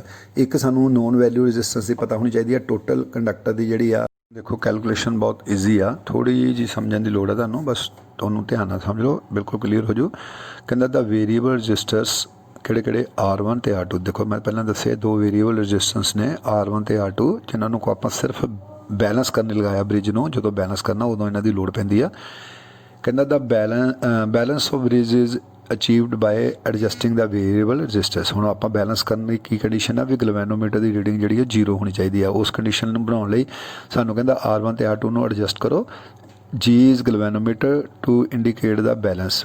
ਹੁਣ R3 ਪਲੱਸ RX, ਦੇਖੋ ਧਿਆਨ ਨਾਲ, ਹੁਣ R3 plus RX is the total loop resistance formed by the sound cable and faulty cable। ਹੁਣ ਦੇਖੋ R3 ਫਾਲਟ ਪੁਆਇੰਟ ਤੱਕ ਆ ਤੇ ਫਾਲਟ ਪੁਆਇੰਟ ਤੋਂ ਅੱਗੇ RX ਹੈ, ਇਹਦਾ ਮਤਲਬ R3 ਪਲੱਸ ਅਗਰ RX ਜਮ੍ਹਾਂ ਕਰ ਦਈਏ ਤਾਂ ਇਹ ਬਣ ਜਾਂਦੀ ਹੈ total loop resistance of the cable. Total loop resistance of the sound cable and faulty cable, total resistance ਦੋਨਾਂ ਕੇਬਲਸ ਦੀ ਟੋਟਲ ਰੈਜ਼ਿਸਟੈਂਸ ਜਿਹੜੀ ਬਣ ਜਾਂਦੀ ਹੈ R3 ਪਲੱਸ RX। ਕਹਿੰਦਾ ਐਟ ਬੈਲੈਂਸ ਕੰਡੀਸ਼ਨ। ਹੁਣ ਦੇਖੋ ਬੈਲੈਂਸ ਕੰਡੀਸ਼ਨ ਬਣਾਉਣ ਲਈ ਸਾਨੂੰ ਕੀ ਕਰਨਾ ਪਏਗਾ, ਇਹ ਫਾਰਮੂਲਾ ਹੈ ਤੁਹਾਨੂੰ ਪਤਾ ਹੋਣਾ ਚਾਹੀਦਾ। ਹੁਣ ਇਹ ਫਾਰਮੂਲਾ ਕੀ ਹੁੰਦਾ ਕਿ ਰਾਈਟ ਸਾਈਡ ਲੈਫਟ ਸਾਈਡ ਦੀਆਂ ਜਿਹੜੀਆਂ ਰੇਸ਼ੋ ਆ ਉਹ ਰਾਈਟ ਸਾਈਡ ਦੀ ਰੇਸ਼ੋ ਦੇ ਬਰਾਬਰ ਹੋਣੀ ਚਾਹੀਦੀ। ਦੇਖੋ ਲੈਫਟ ਸਾਈਡ ਦੀ ਰੇਸ਼ੋ ਹੈਗਾ R1 ਬਟਾ R2। ਹੁਣ ਇਹ ਬਰਾਬਰ ਕਿਹਦੀ ਹੋਣੀ ਚਾਹੀਦੀ, R3 ਦੇਖੋ R3 ਇੱਕ ਤੇ RX ਦੂਜੀ। ਥੱਲਿਓਂ ਦੇਖੋ ਧਿਆਨ ਨਾਲ ਦੇਖੋ, ਥੱਲਿਓਂ ਅਰਥ ਕੀਤਾ ਹੋਇਆ, ਇਹਦਾ ਮਤਲਬ ਜਿਹੜਾ ਫਾਲਟ ਪੁਆਇੰਟ ਵਾਲਾ ਪੁਆਇੰਟ ਆ ਉਹ ਕਾਮਨ ਪੁਆਇੰਟ ਆ ਤੇ RX ਤੇ R3 ਦੇ ਉੱਪਰ ਜਿਹੜੇ 2 ਪੁਆਇੰਟ ਹੈਗੇ ਉਹ ਗਲਵੈਨੋਮੀਟਰ ਨਾਲ ਜੁੜਿਆ। ਇਹਦਾ ਮਤਲਬ ਬ੍ਰਿਜ ਦੇ ਵਿੱਚ 4 ਰੈਜ਼ਿਸਟੈਂਸ ਕਿਹੜੀਆਂ ਹੋ ਗਈਆਂ, R1 R2 R3 ਤੇ RX। ਇਹਦਾ ਮਤਲਬ R1 ਬਟਾ R2 ਇਕੁਅਲ ਟੂ R3 ਬਟਾ RX। ਹੁਣ ਅਗਰ ਇਹਨਾਂ ਦੋਨਾਂ ਨੂੰ ਇਕੁਏਟ ਕਰੀਏ, ਇਕੁਏਟ ਕਰਨ ਲਈ ਸਾਨੂੰ ਦੇਖੋ ਅਗਰ ਇਹਨਾਂ ਵਿੱਚ ਪਹਿਲਾਂ ਆਪਾਂ +1 ਕਰਕੇ R1, ਧਿਆਨ ਨਾਲ ਹੁਣ ਜਿੱਥੇ ਫਾਰਮੂਲੇ ਲਿਖੇ ਆ ਆਪਣੇ ਇਕੁਏਸ਼ਨਸ ਲਿਖੀਆਂ ਉਹਨਾਂ ਨੂੰ ਦੇਖੋ, ਪਹਿਲਾ ਸੀ R1 ਬਟਾ R2 ਇਕੁਅਲ ਟੂ R3 ਬਟਾ RX, ਇਹ ਬਣ ਗਿਆ। ਹੁਣ R1 ਬਟਾ R2 ਦੇ ਵਿੱਚ ਅਗਰ +1 ਕਰ ਦਈਏ ਤਾਂ ਇਕੁਏਸ਼ਨ ਬਣ ਜਾਂਦੀ ਹੈ R1 ਪਲੱਸ R2 ਬਟਾ R2। ਇਸੇ ਤਰ੍ਹਾਂ R3 ਬਟਾ RX ਦੇ ਵਿੱਚ +1 ਕਰ ਦਈਏ ਤਾਂ ਇਕੁਏਸ਼ਨ ਬਣ ਜਾਂਦੀ ਹੈ R3 ਪਲੱਸ RX ਬਟਾ RX। ਹੁਣ ਆਪਾਂ ਜਿਹੜੀ ਆ ਐਰੋ ਜਿਹੜੇ ਅਗਲੇ ਵਾਲੇ ਦੋ ਪੁਆਇੰਟਸ ਨੇ R1 ਬਟਾ R2 but sorry R1 plus R2 ਬਟਾ R2 equal to R3 plus RX ਬਟਾ RX। ਇਹਨੂੰ ਅਗਰ ਲਈਏ ਤਾਂ ਇਹਦੇ ਵਿੱਚੋਂ RX ਦੀ ਵੈਲਿਊ ਕੱਢੀਏ, ਇਹਦੇ ਵਿੱਚੋਂ RX ਦੀ ਵੈਲਿਊ ਕੱਢੀਏ ਤਾਂ ਫਾਰਮੂਲਾ ਬਣ ਜਾਂਦਾ R2 ਬਟਾ R1 ਪਲੱਸ R2 ਤੇ ਬ੍ਰੈਕਟ 'ਚ R3 ਪਲੱਸ RX। ਬਹੁਤ ਸਿੰਪਲ ਜੀ ਆ। ਦੇਖੋ ਉੱਪਰਲੀ ਲਾਈਨ ਨੂੰ ਦੇਖ ਲਓ ਧਿਆਨ ਨਾਲ, ਰਾਈਟ ਸਾਈਡ ਵਾਲੀਆਂ ਜਿਹੜੇ ਦੋ ਵੈਲਿਊਜ਼ ਹੈਗੀਆਂ ਨੂੰ ਧਿਆਨ ਨਾਲ ਦੇਖੋ। RX ਨੂੰ ਅਗਰ ਆਪਾਂ ਇੱਧਰਲੇ ਪਾਸੇ ਲੈ ਜਾਈਏ, RX ਨੂੰ ਅਗਰ ਆਪਾਂ ਦੂਜੇ ਪਾਸੇ ਲੈ ਜਾਈਏ ਤਾਂ ਉਹ ਪਾਸਾ ਇੱਧਰਲੇ ਪਾਸੇ ਆਣ ਕੇ ਰਿਵਰਸ ਹੋ ਜਾਊਗਾ, ਦੂਸਰਾ ਪਾਸਾ ਰਾਈਟ ਸਾਈਡ ਲੈਫਟ ਸਾਈਡ ਵਾਲਾ ਪਾਸਾ ਰਿਵਰਸ ਹੋ ਜਾਊਗਾ ਜਦੋਂ ਰਾਈਟ ਸਾਈਡ। ਇਸ ਕਰਕੇ ਰਿਵਰਸ ਹੋਣ ਕੇ R2 ਉੱਪਰ ਚਲਾ ਗਿਆ, R1 plus R3 sorry R2 ਥੱਲੇ ਰਹਿ ਗਿਆ ਤੇ R3 plus RX as it is ਰਹੂਗਾ ਕਿਉਂਕਿ RX ਇੱਧਰ ਥੱਲੇ ਸੀ ਉੱਧਰ ਉੱਪਰ ਚਲਾ ਗਿਆ, ਇਸ ਕਰਕੇ RX ਦੀ ਵੈਲਿਊ ਇਹ ਬਣ ਗਈ। ਹੁਣ ਕਹਿੰਦਾ when the cross section area of both sound cable and faulty cable are equal. ਹੁਣ ਕ੍ਰੋਸ ਸੈਕਸ਼ਨ ਏਰੀਆ ਕਿਉਂਕਿ ਸੇਮ ਕੇਬਲ ਆ, ਉਹਦੇ ਵਿੱਚੋਂ ਦੀ ਕੰਡਕਟਰ ਜਿਹੜੀ ਆਪਾਂ ਕੇਬਲ ਸਾਊਂਡ ਕੇਬਲ ਕਢਾਈ ਹੈ, ਦੋਨਾਂ ਦਾ ਕ੍ਰੋਸ ਸੈਕਸ਼ਨ ਏਰੀਆ ਕੰਡਕਟਰਸ ਦਾ ਸੇਮ ਹੈਗਾ। And then the resistance of conductor are directly proportion to their lengths. ਹੁਣ ਅਗਰ ਕ੍ਰੋਸ ਸੈਕਸ਼ਨ ਏਰੀਆ ਸੇਮ ਆ ਤਾਂ ਕਹਿੰਦਾ ਜਿਹੜੀਆਂ ਰੈਜ਼ਿਸਟੈਂਸ ਆ ਉਹ ਡਾਇਰੈਕਟਲੀ ਪ੍ਰੋਪੋਰਸ਼ਨ ਟੂ ਲੈਂਥ ਦੇ ਬਰਾਬਰ ਹੋਣਗੀਆਂ। ਇਹ ਤੁਸੀਂ ਅਪਲਾਈਡ ਸਾਇੰਸਿਸ 'ਚ ਵੀ ਪੜ੍ਹਿਆ ਹੋਏਗਾ, ਸੌਰੀ ਆਪਣਾ ਫਿਜ਼ਿਕਸ 'ਚ ਵੀ ਪੜ੍ਹਿਆ ਹੋਏਗਾ ਅਤੇ ਥਰਡ ਸਮੈਸਟਰ ਵੀ ਪੜ੍ਹਿਆ ਹੋਏਗਾ ਕਿ ਜਦੋਂ ਆਪਾਂ ਕੋਈ ਕੇਬਲ ਜਾਂ ਕੋਈ ਦਾ ਕਨੈਕਸ਼ਨ ਕੰਡਕਟਰ ਦਾ ਲੈਂਦੇ ਹਾਂ ਤਾਂ ਉਹਦੀ ਲੈਂਥ ਅਗਰ ਮੰਨ ਲਓ ਸੈਂਟਰ 'ਚੋਂ ਜਾਂ ਜਿੱਧਰੋਂ ਵੀ ਉਹਦੀ ਲੈਂਥ ਲਈ L1 L2 ਲਈ ਤਾਂ ਉੱਦਾਂ ਹੀ ਨਾਲ ਹੀ ਉਹਨਾਂ ਦੀ ਰੈਜ਼ਿਸਟੈਂਸ ਵੀ ਉਹਨਾਂ ਦੇ ਜਿਹੜਾ ਡਾਇਰੈਕਟਲੀ ਪ੍ਰੋਪੋਰਸ਼ਨ ਟੂ ਹੋਊਗੀ। ਜਿੱਦਾਂ L1 ਦੀ ਰੈਜ਼ਿਸਟੈਂਸ ਹੋਊਗੀ R1 ਅਤੇ L2 ਦੀ ਰੈਜ਼ਿਸਟੈਂਸ ਹੋਊਗੀ L2। ਉਹ ਫਾਰਮੂਲਾ ਕਹਿੰਦਾ so if LX represents the length between test end of the fault end of the faulty cable and if L represent the total length of the both cable then expression LX is follows। ਦੇਖੋ ਬਹੁਤ simple ਜੀ ਗੱਲ ਆ, ਮਤਲਬ actual ਕੀ ਆ ਕਿ ਹੁਣ ਸਾਨੂੰ RX ਦੀ ਵੈਲਿਊ ਪਤਾ, ਮੈਂ ਜਿੱਦਾਂ ਦੱਸਿਆ ਹੁਣ RX ਕੀ ਆ, ਇੱਕ ਪਰਟੀਕੂਲਰ ਕੇਬਲ ਦੀ ਕੁਛ ਪੋਰਸ਼ਨ ਦੀ ਰੈਜ਼ਿਸਟੈਂਸ ਹੈਗੀ ਆ। ਹੁਣ ਕਹਿੰਦਾ ਅਗਰ ਇਹ ਕੁਛ ਪੋਰਸ਼ਨ ਦੀ ਰੈਜ਼ਿਸਟੈਂਸ ਹੈਗੀ ਆ ਤੇ L ਦੀ ਰੈਜ਼ਿਸਟੈਂਸ ਅਗਰ ਸਾਨੂੰ ਪਤਾ ਹੈਗੀ, ਜਿੱਦਾਂ ਮੈਂ ਪਹਿਲਾਂ ਫਾਰਮੂਲਾ ਦੱਸਿਆ, ਮੰਨ ਲਓ ਇੱਕ ਰੈਜ਼ਿਸਟੈਂਸ ਨੋਨ ਹੈ, ਉਹ ਹੈ ਟੋਟਲ ਰੈਜ਼ਿਸਟੈਂਸ, ਮੰਨ ਲਓ ਉਹ R ਬਣਦੀ ਸਪੋਜ਼ ਕਰੋ ਜਾਂ L ਬਣੀ ਤੇ ਟੋਟਲ ਰੈਜ਼ਿਸਟੈਂਸ L ਹੈਗੀ ਆ ਤੇ ਉਹਦੀ ਲੈਂਥ ਜਿਹੜੀ ਹੈਗੀ ਪਰਟੀਕੂਲਰ ਜੋ ਕੇਬਲ ਦੀ ਲੈਂਥ ਹੈਗੀ ਹੈ ਤੇ ਜੇ RX ਲੈਂਥ ਰੈਜ਼ਿਸਟੈਂਸ ਹੋਊਗੀ ਤਾਂ ਕਿੰਨੀ ਲੈਂਥ ਹੋਊਗੀ, ਉਹ ਫਾਰਮੂਲਾ ਲਗਾ ਕੇ ਆਪਾਂ LX ਦੀ ਵੈਲਿਊ ਕੱਢ ਲਈ। RX ਦੇ against LX equal to R2 ਬਟਾ R1 plus R2 L। This is the formula for length of cable from test end to fault end, from test end to fault. ਮਤਲਬ ਜਿੱਦਾਂ RX ਦੀ value resistance ਦੀ value ਹੈ, ਇਹਦੇ against ਇਹਦੀ length ਕਿੰਨੀ ਬਣਦੀ ਉਹ ਆਪਾਂ ਕੈਲਕੂਲੇਟ ਕਰ ਲਈ, ਦੈਟ ਇਜ਼ LX। ਹੁਣ ਇੰਨੀ ਲੈਂਥ ਸਾਨੂੰ ਪਤਾ ਲੱਗ ਗਈ, ਹੁਣ ਆਪਾਂ ਕਰਾਂਗੇ ਫਾਰ ਐਂਡ ਤੋਂ ਸ਼ੁਰੂ ਕਰਾਂਗੇ, ਉਨੀ ਲੈਂਥ 'ਤੇ ਜਾ ਕੇ ਆਪਾਂ ਜਦੋਂ ਟੋਆ ਪੱਟ ਕੇ ਕੇਬਲ ਨੂੰ ਕੱਢਾਂਗੇ ਤਾਂ ਉੱਥੋਂ ਕੇਬਲ ਦੇ ਵਿੱਚ ਉਹ ਫਾਲਟ ਮਿਲੂਗਾ ਤਾਂ ਉਨੀ ਕੇਬਲ ਆਪਾਂ ਰਿਮੂਵ ਕਰਕੇ ਸਪਲਾਈ ਜਿਹੜੀ ਚਾਲੂ ਕਰ ਸਕਦੇ ਹਾਂ। ਇਸ ਤਰ੍ਹਾਂ ਇਹ ਟੈਸਟ ਹੈਗਾ ਆ ਜਿੱਦਾਂ ਗਰਾਊਂਡ ਫਾਲਟ ਲਈ। ਅੱਗੇ ਆਪਾਂ ਹੁਣ ਨੈਕਸਟ ਦੇਖਦੇ ਹਾਂ ਕਿਸ ਤਰ੍ਹਾਂ ਕਰਨਾ ਹੈਗਾ ਕੈਲਕੂਲੇਟ। ਹੁਣ ਇਹਦੇ ਡਰਾਬੈਕਸ ਕੀ ਹੈਗੇ ਟੈਸਟ ਦੇ। ਕਹਿੰਦਾ the Varley test is only valid when the lengths of cable are known. ਮੈਂ ਤੁਹਾਨੂੰ ਜਿੱਦਾਂ ਪਹਿਲਾਂ ਵੀ ਦੱਸਿਆ ਸੀ ਕਿ ਇਹ ਟੈਸਟ ਆਪਾਂ ਉਦੋਂ ਕਰ ਸਕਦੇ ਹਾਂ ਜਦੋਂ ਸਾਨੂੰ ਐਗਜ਼ੈਕਟ ਲੈਂਥ ਜਿਹੜੀ ਆ ਸਾਡੀ ਪਤਾ ਹੋਵੇ ਕੇਬਲ ਦੀ ਕਿੰਨੀ ਆ। ਕਹਿੰਦਾ in Murray loop test fault resistance is fixed. Fault resistance ਤਾਂ ਫਿਕਸ ਹੈ, it may not be varied, vary ਨਹੀਂ ਕਰਨੀ ਚਾਹੀਦੀ ਕਿਉਂਕਿ ਬ੍ਰਿਜ ਨੂੰ ਬੈਲੈਂਸ ਬਣਾਉਣ ਲਈ ਸਾਨੂੰ ਜਿਹੜੀਆਂ ਰੈਜ਼ਿਸਟੈਂਸਿਸ ਆ ਬਹੁਤ ਐਕੂਰੇਟ ਔਰ ਉਹ ਜਿਹੜੀਆਂ ਵੇਰੀ ਨਹੀਂ ਕਰਨੀਆਂ ਚਾਹੀਦੀਆਂ, ਨਹੀਂ ਤਾਂ ਜਿਹੜਾ ਬ੍ਰਿਜ ਹੈ ਉਹ ਅਨਬੈਲੈਂਸ ਹੋ ਜਾਏਗਾ। ਕਹਿੰਦਾ also it is difficult to set the bridge as balance. ਹੁਣ ਤਾਈਓ ਜੇ ਕਿਉਂਕਿ ਅਗਰ ਰੈਜ਼ਿਸਟੈਂਸ ਫਿਕਸ ਨਹੀਂ ਹੈ ਤਾਂ ਬ੍ਰਿਜ ਬੈਲੈਂਸ ਹੋ ਜਾਊਗਾ, ਕਹਿੰਦਾ ਇਹ ਬੜਾ ਮੁਸ਼ਕਿਲ ਹੋ ਜਾਂਦਾ। Thus the determination of fault position is not accurate. ਇਸ ਕਰਕੇ ਕਹਿੰਦਾ ਫਿਰ ਜੇ ਬ੍ਰਿਜ ਬੈਲੈਂਸ ਨਹੀਂ ਹੋਊਗਾ ਪ੍ਰੋਪਰ ਤਾਂ ਰੈਜ਼ਿਸਟੈਂਸ ਪ੍ਰੋਪਰ ਕੈਲਕੂਲੇਟ ਨਹੀਂ ਹੋਊਗੀ। ਜੇ ਰੈਜ਼ਿਸਟੈਂਸ ਪ੍ਰੋਪਰ ਕੈਲਕੂਲੇਟ ਨਹੀਂ ਹੋਊਗੀ ਤਾਂ ਸਾਡੀ ਜਿਹੜੀ ਲੈਂਥ ਹੈਗੀ ਅਪ ਟੂ ਫਾਲਟ ਪੁਆਇੰਟ ਉਹ ਵੀ ਐਕੂਰੇਟ ਨਹੀਂ ਹੋਏਗੀ। Sorry then the current circulation through the cable would cause temperature rise due to high voltage। ਹੁਣ ਕਿਉਂਕਿ ਵੋਲਟੇਜ ਤੇ ਕਰੰਟ ਕਰਕੇ ਰੈਜ਼ਿਸਟੈਂਸ ਵੀ ਜਿਹੜੀ ਆ ਉਹ ਟੈਂਪਰੇਚਰ ਵੀ ਕੰਡਕਟਰ ਦਾ ਜਿਹੜਾ ਆ ਕੇਬਲ ਦਾ ਉਹ ਇਨਕਰੀਜ਼ ਹੋ ਜਾਊਗਾ ਤੇ ਕਰਕੇ ਰੈਜ਼ਿਸਟੈਂਸ ਜਿਹੜੀ ਆ ਵੇਰੀ ਕਰੂਗੀ। ਕਹਿੰਦਾ if resistance varies according to the temperature then the balance collapse so we need to apply less voltage or less current. ਮਤਲਬ ਇਸ ਸਰਕਟ ਕੈਲਕੂਲੇਸ਼ਨ ਕਰਨੀ ਸਭ ਤੋਂ ਜ਼ਰੂਰੀ ਹੈ ਕਿ ਸਾਨੂੰ ਜਿਹੜੀ ਹੈ ਵੋਲਟੇਜ ਅਤੇ ਕਰੰਟ ਜਿਹੜਾ ਉਹ ਘੱਟ ਹੋਣਾ ਚਾਹੀਦਾ, ਨਹੀਂ ਤਾਂ ਸਾਡਾ ਕੰਡਕਟਰ ਜਿਹੜਾ ਆ ਉਹ ਹੀਟ ਅਪ ਹੋ ਕੇ ਉਹਦੀ ਰੈਜ਼ਿਸਟੈਂਸ ਵੇਰੀ ਕਰ ਜੂਗੀ। ਰੈਜ਼ਿਸਟੈਂਸ ਜਦੋਂ ਵੇਰੀ ਕਰ ਗਈ ਤਾਂ ਸਾਡਾ ਬ੍ਰਿਜ ਜਿਹੜਾ ਉਹ ਕੋਲੈਪਸ ਹੋ ਜਾਊਗਾ। ਇਹ ਜਿਹੜੀ ਇਹਦਾ ਡਰਾਬੈਕ। ਹੁਣ ਆ ਦੇਖੋ ਵੱਲੇ ਲੂਪ ਟੈਸਟ ਜਿਹੜਾ ਆ ਇਹਦੇ ਵਿੱਚ ਕੀ ਕਹਿੰਦਾ, this test is use to find the fault location in an underground cable by making one wits noise in it and by comparing the resistance we shall find out the fault location instead of calculating it from known lengths of the cable. ਮਤਲਬ ਕਹਿੰਦਾ ਕਿ ਹੁਣ ਜਦੋਂ ਆਪਾਂ length ਦੀ ਪਹਿਲੇ test ਵਿੱਚ ਆਪਾਂ ਕੀਤਾ ਸਾਨੂੰ ਕੇਬਲ ਦੀ ਲੈਂਥ ਪਤਾ ਹੈ ਤਾਂ ਆਪਾਂ ਉਹਦੀ ਕੈਲਕੂਲੇਸ਼ਨ ਕਰ ਲਈ ਵੀ ਠੀਕ ਹੈ ਇੰਨੀ ਲੈਂਥ ਸੀ ਅਤੇ ਇੰਨੀ ਰੈਜ਼ਿਸਟੈਂਸ ਉਹਦੀ ਆਪਾਂ ਮੰਨ ਕੇ ਆਪਾਂ ਸਾਰੀਆਂ ਕੈਲਕੂਲੇਸ਼ਨਾਂ ਕਰ ਲਈਆਂ। ਪਰ ਇਹਦੇ ਵਿੱਚ ਕਹਿੰਦਾ ਇਸ ਤਰ੍ਹਾਂ ਨਹੀਂ ਆ, ਸਾਨੂੰ ਕਹਿੰਦਾ ਕੰਪੇਅਰ ਕਰਨਾ ਪੈਂਦਾ ਹੈ ਲੋਕੇਸ਼ਨ ਫॉर ਜਿਹੜੀ ਰੈਜ਼ਿਸਟੈਂਸ ਆ ਉਹਨੂੰ ਉਹਦੀ ਵੈਲਿਊ ਫਾਈਂਡ ਆਊਟ ਕਰਕੇ। ਦਾ ਕਹਿੰਦਾ necessary connection of while loop test is shown in figure 4 and 5. The figure 5 shows that the circuit connection for finding the fault location when the ground fault occurs. The figure 5 shows that the current circuit connection for finding the fault location when the short circuit fault occurs. ਹੁਣ ਅੱਗੇ ਆਪਾਂ ਦੇਖਦੇ ਹਾਂ ਕਿ ਦੋਨੋਂ diagrams ਕਿਸ purpose ਲਈ ਬਣਾਈਆਂ ਹੋਈਆਂ, ਇੱਕ ਹੈਗੀ ਸ਼ਾਰਟ ਸਰਕਟ ਲਈ ਤੇ ਦੂਜੀ ਹੈਗੀ ਆ ਅਰਥ ਫਾਲਟ ਲਈ। ਦੇਖੋ सेम पहले वांगू ही है, सारा कुछ सेम एज इट इज़। मतलब दो केबल्स ने, दो कंडक्टर ने, एक साउंड केबल एक फॉल्टी केबल आ ते ਉਹਦੇ ਲਈ ਇੱਕ ਥੱਲੇ ਪਾਸੇ ਸ਼ਾਰਟ ਸਰਕਟ ਦੀ ਡਾਇਗਰਾਮ ਬਣਾਉਣ ਲਈ ਇੱਕ ਕੰਡਕਟਰ ਹੋਰ ਸ਼ੋ ਕੀਤਾ, ਉਹ ਸ਼ਾਰਟ ਸਰਕਟ ਹੋ ਗਿਆ। ਪਹਿਲੇ ਲਈ ਗਰਾਊਂਡ ਟੈਸਟ ਸੀ, ਇਸ ਕਰਕੇ ਉਹ ਅਰਥ ਦੇ ਨਾਲ ਸ਼ਾਰਟ ਕਰ ਦਿੱਤਾ। ਅਤੇ ਇੱਧਰਲੇ ਪਾਸੇ ਇਸੇ ਤਰ੍ਹਾਂ ਹੀ ਵੀਟਸਟੋਨ ਬ੍ਰਿਜ ਲਈ ਆਪਾਂ ਕੀਤਾ। ਦੇਖੋ ਲੈਫਟ ਸਾਈਡ ਦੇ ਉੱਤੇ ਉਸੇ ਤਰ੍ਹਾਂ ਹੀ ਗਲਵੈਨੋਮੀਟਰ ਸਵਿਚ R1 R2 ਅਤੇ ਇੱਕ ਬੈਟਰੀ। ਬਟ ਹੁਣ ਫਰਕ ਕੀ ਪਿਆ ਫਿਰ ਦੋਨਾਂ ਦੇ ਵਿੱਚ? ਇਹਦੇ ਵਿੱਚ ਆਪਾਂ ਕਿਉਂਕਿ ਰਜਿਸਟੈਂਸ ਜਿਹੜੀ ਆਪ ਹੀ ਮੇਜਰ ਕਰਨੀ ਹੈ, ਆਪਾਂ ਕੈਲਕੂਲੇਸ਼ਨ ਕਰਨੀ ਹੈ, ਨਾ ਕਿ ਆਪਾਂ ਅਜ਼ਿਊਮ ਕਰ ਲੈਣਾ ਵੀ ਇੰਨੀ ਲੈਂਥ 'ਤੇ ਇੰਨੀ ਰਜਿਸਟੈਂਸ। ਨਹੀਂ, ਆਪਾਂ ਰਜਿਸਟੈਂਸ ਆਪ ਕੈਲਕੂਲੇਟ ਕਰਨ ਲਈ ਸਾਨੂੰ ਇੱਕ ਆਪਾਂ ਸਟੈਪ ਸਵਿਚ ਬਣਾਇਆ। ਦੇਖੋ ਸਟੈਪ 1 ਸਟੈਪ 2 ਐਸ ਸਵਿਚ ਲੱਗਾ ਹੈ। ਇਹਦੇ 2 ਪੁਆਇੰਟ ਸਟੈਪਸ ਨੇ, ਇੱਕ S1 ਨਾਲ ਜੁੜ 1 ਨਾਲ ਜੁੜਦਾ, ਇੱਕ 2 ਨਾਲ ਜੁੜਦਾ ਹੈਗਾ। ਮਤਲਬ ਇੱਕ ਟੈਸਟ ਆਪਾਂ 1 ਨਾਲ ਕਰਾਂਗੇ, ਦੂਜਾ ਟੈਸਟ ਆਪਾਂ 2 ਨਾਲ ਕਰਾਂਗੇ। ਇਸ ਤਰ੍ਹਾਂ ਇਹ ਜਿਹੜੀ ਆਪਾਂ ਕੈਲਕੂਲੇਸ਼ਨ ਕਰਦੇ ਹੈਗੇ ਇਹਦੇ ਵਿੱਚ। ਅਤੇ ਡਾਇਗਰਾਮ ਜਿਹੜੀ ਪਹਿਲੇ ਵਾਂਗੂ ਸੇਮ ਹੈ, ਸਿਰਫ ਸਵਿਚ ਦਾ ਇੱਕ ਫ਼ਰਕ ਹੈਗਾ।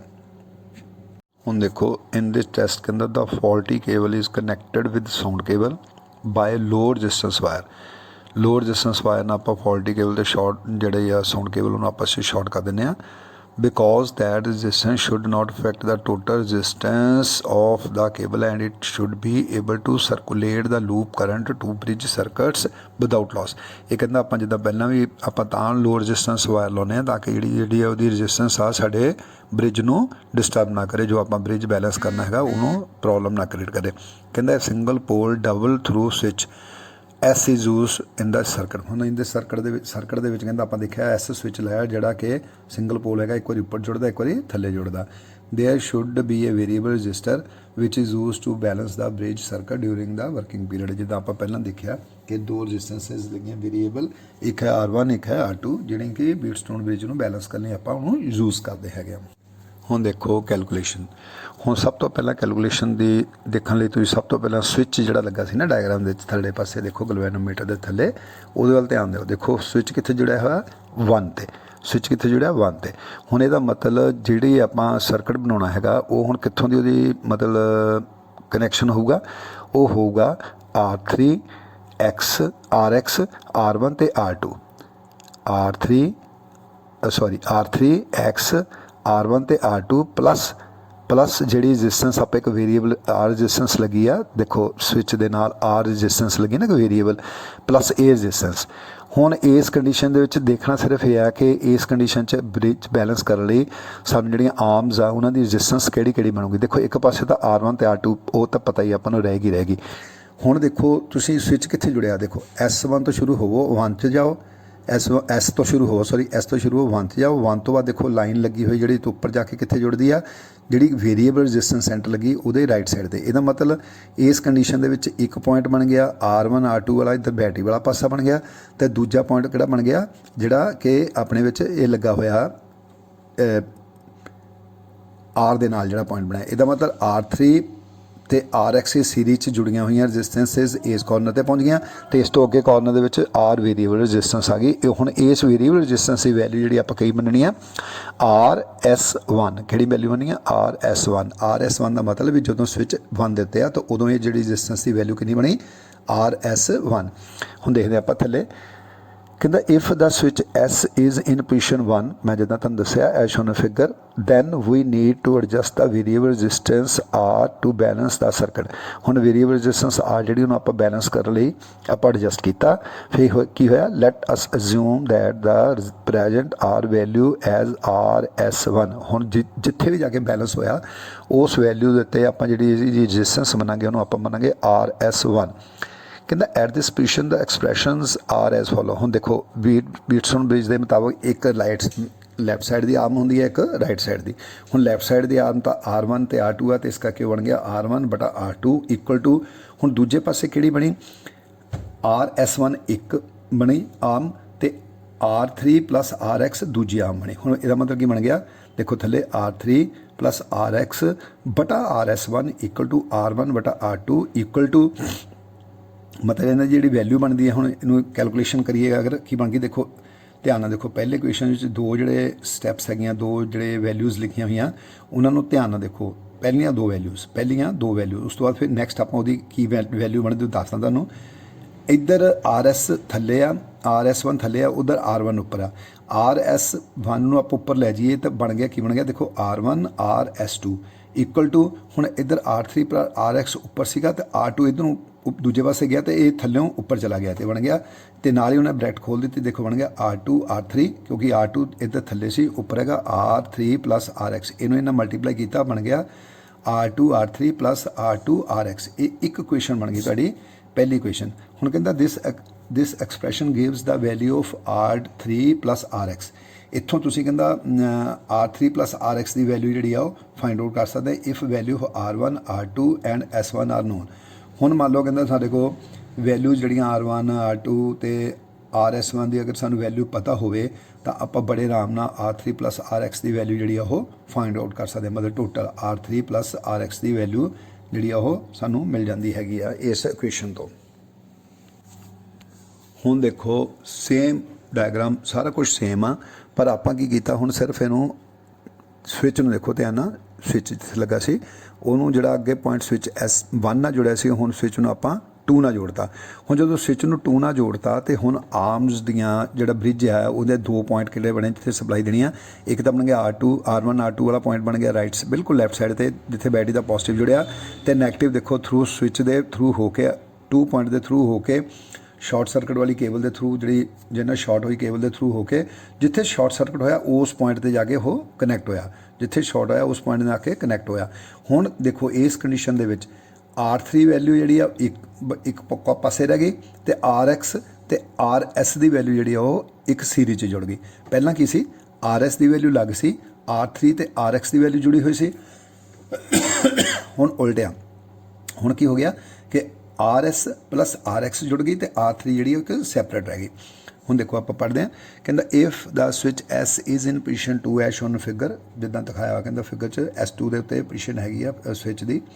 Then again we need to adjust the variable resistance R, ਜਿੱਦਾਂ ਮੈਂ ਤੁਹਾਨੂੰ ਪਹਿਲਾਂ ਦੱਸਿਆ R ਨੂੰ ਆਪਾਂ ਐਡਜਸਟ ਕੀਤਾ to balance the bridge circuit ਨੂੰ ਬੈਲੈਂਸ ਕਰਨ ਲਈ। ਕਹਿੰਦਾ let us assume the new R value RS2। ਹੁਣ ਇਹ ਵੈਲਿਊ ਜਿਹੜੀ ਨਵੀਂ ਵੈਲਿਊ ਪਹਿਲਾਂ ਬਣੀ ਸੀ RS1, ਹੁਣ ਕਿਉਂਕਿ ਸਵਿਚ ਜਿਹੜਾ 2 ਤੇ ਜੁੜਿਆ ਹੈ ਇਸ ਕਰਕੇ ਬਣ ਗਈ RS2।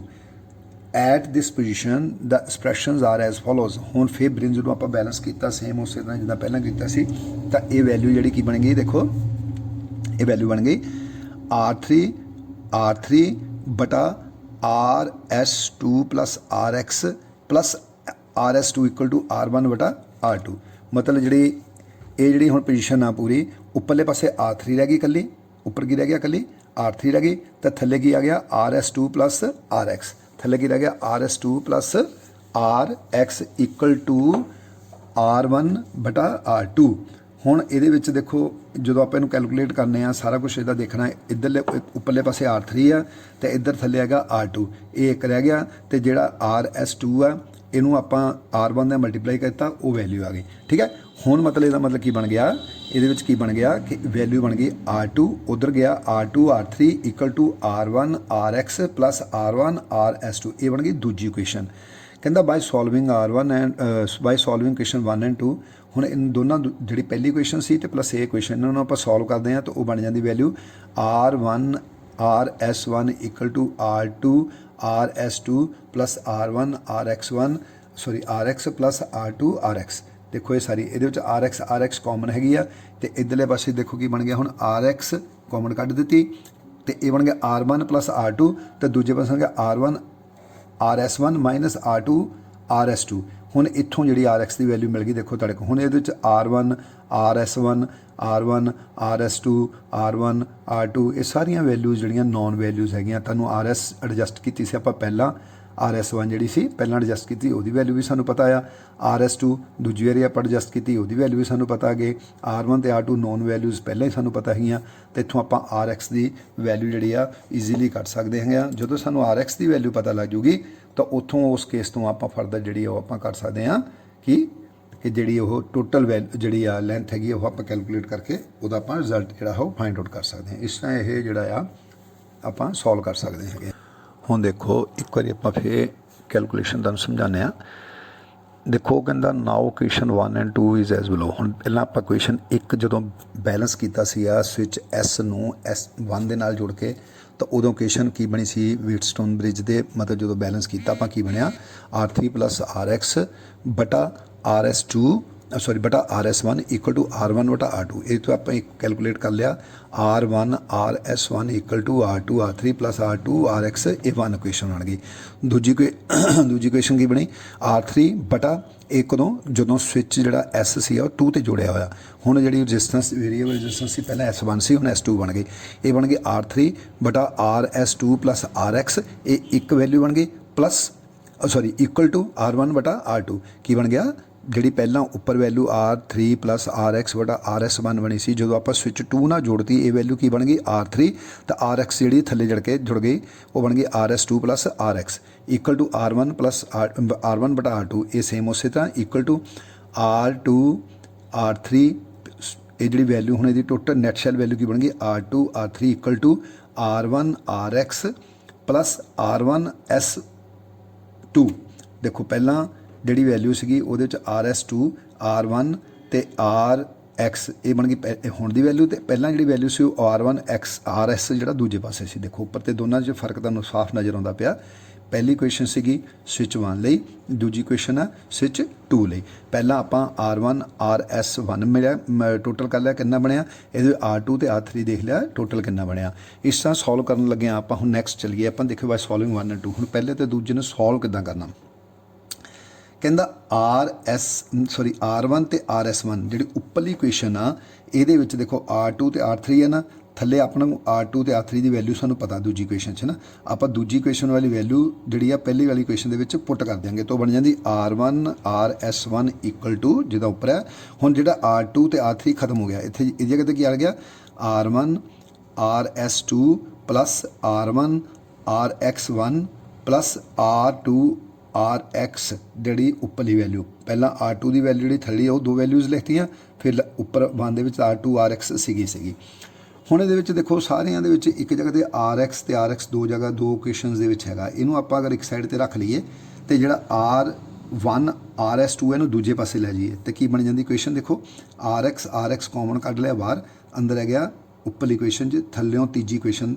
दे राइट साइड वाले पासे लास्ट वाली दो पॉइंट्स देखो RX कॉमन बाहर कढ़ के दूजी क्वेश्चन थल्यों दूजी क्वेश्चन दे देखो RS बाहर कॉमन कर लिया तो R1 R2 हो गया इक्वल टू हुण इधर R1 RS1 सीगा इधर R ये वैल्यू सी ये करके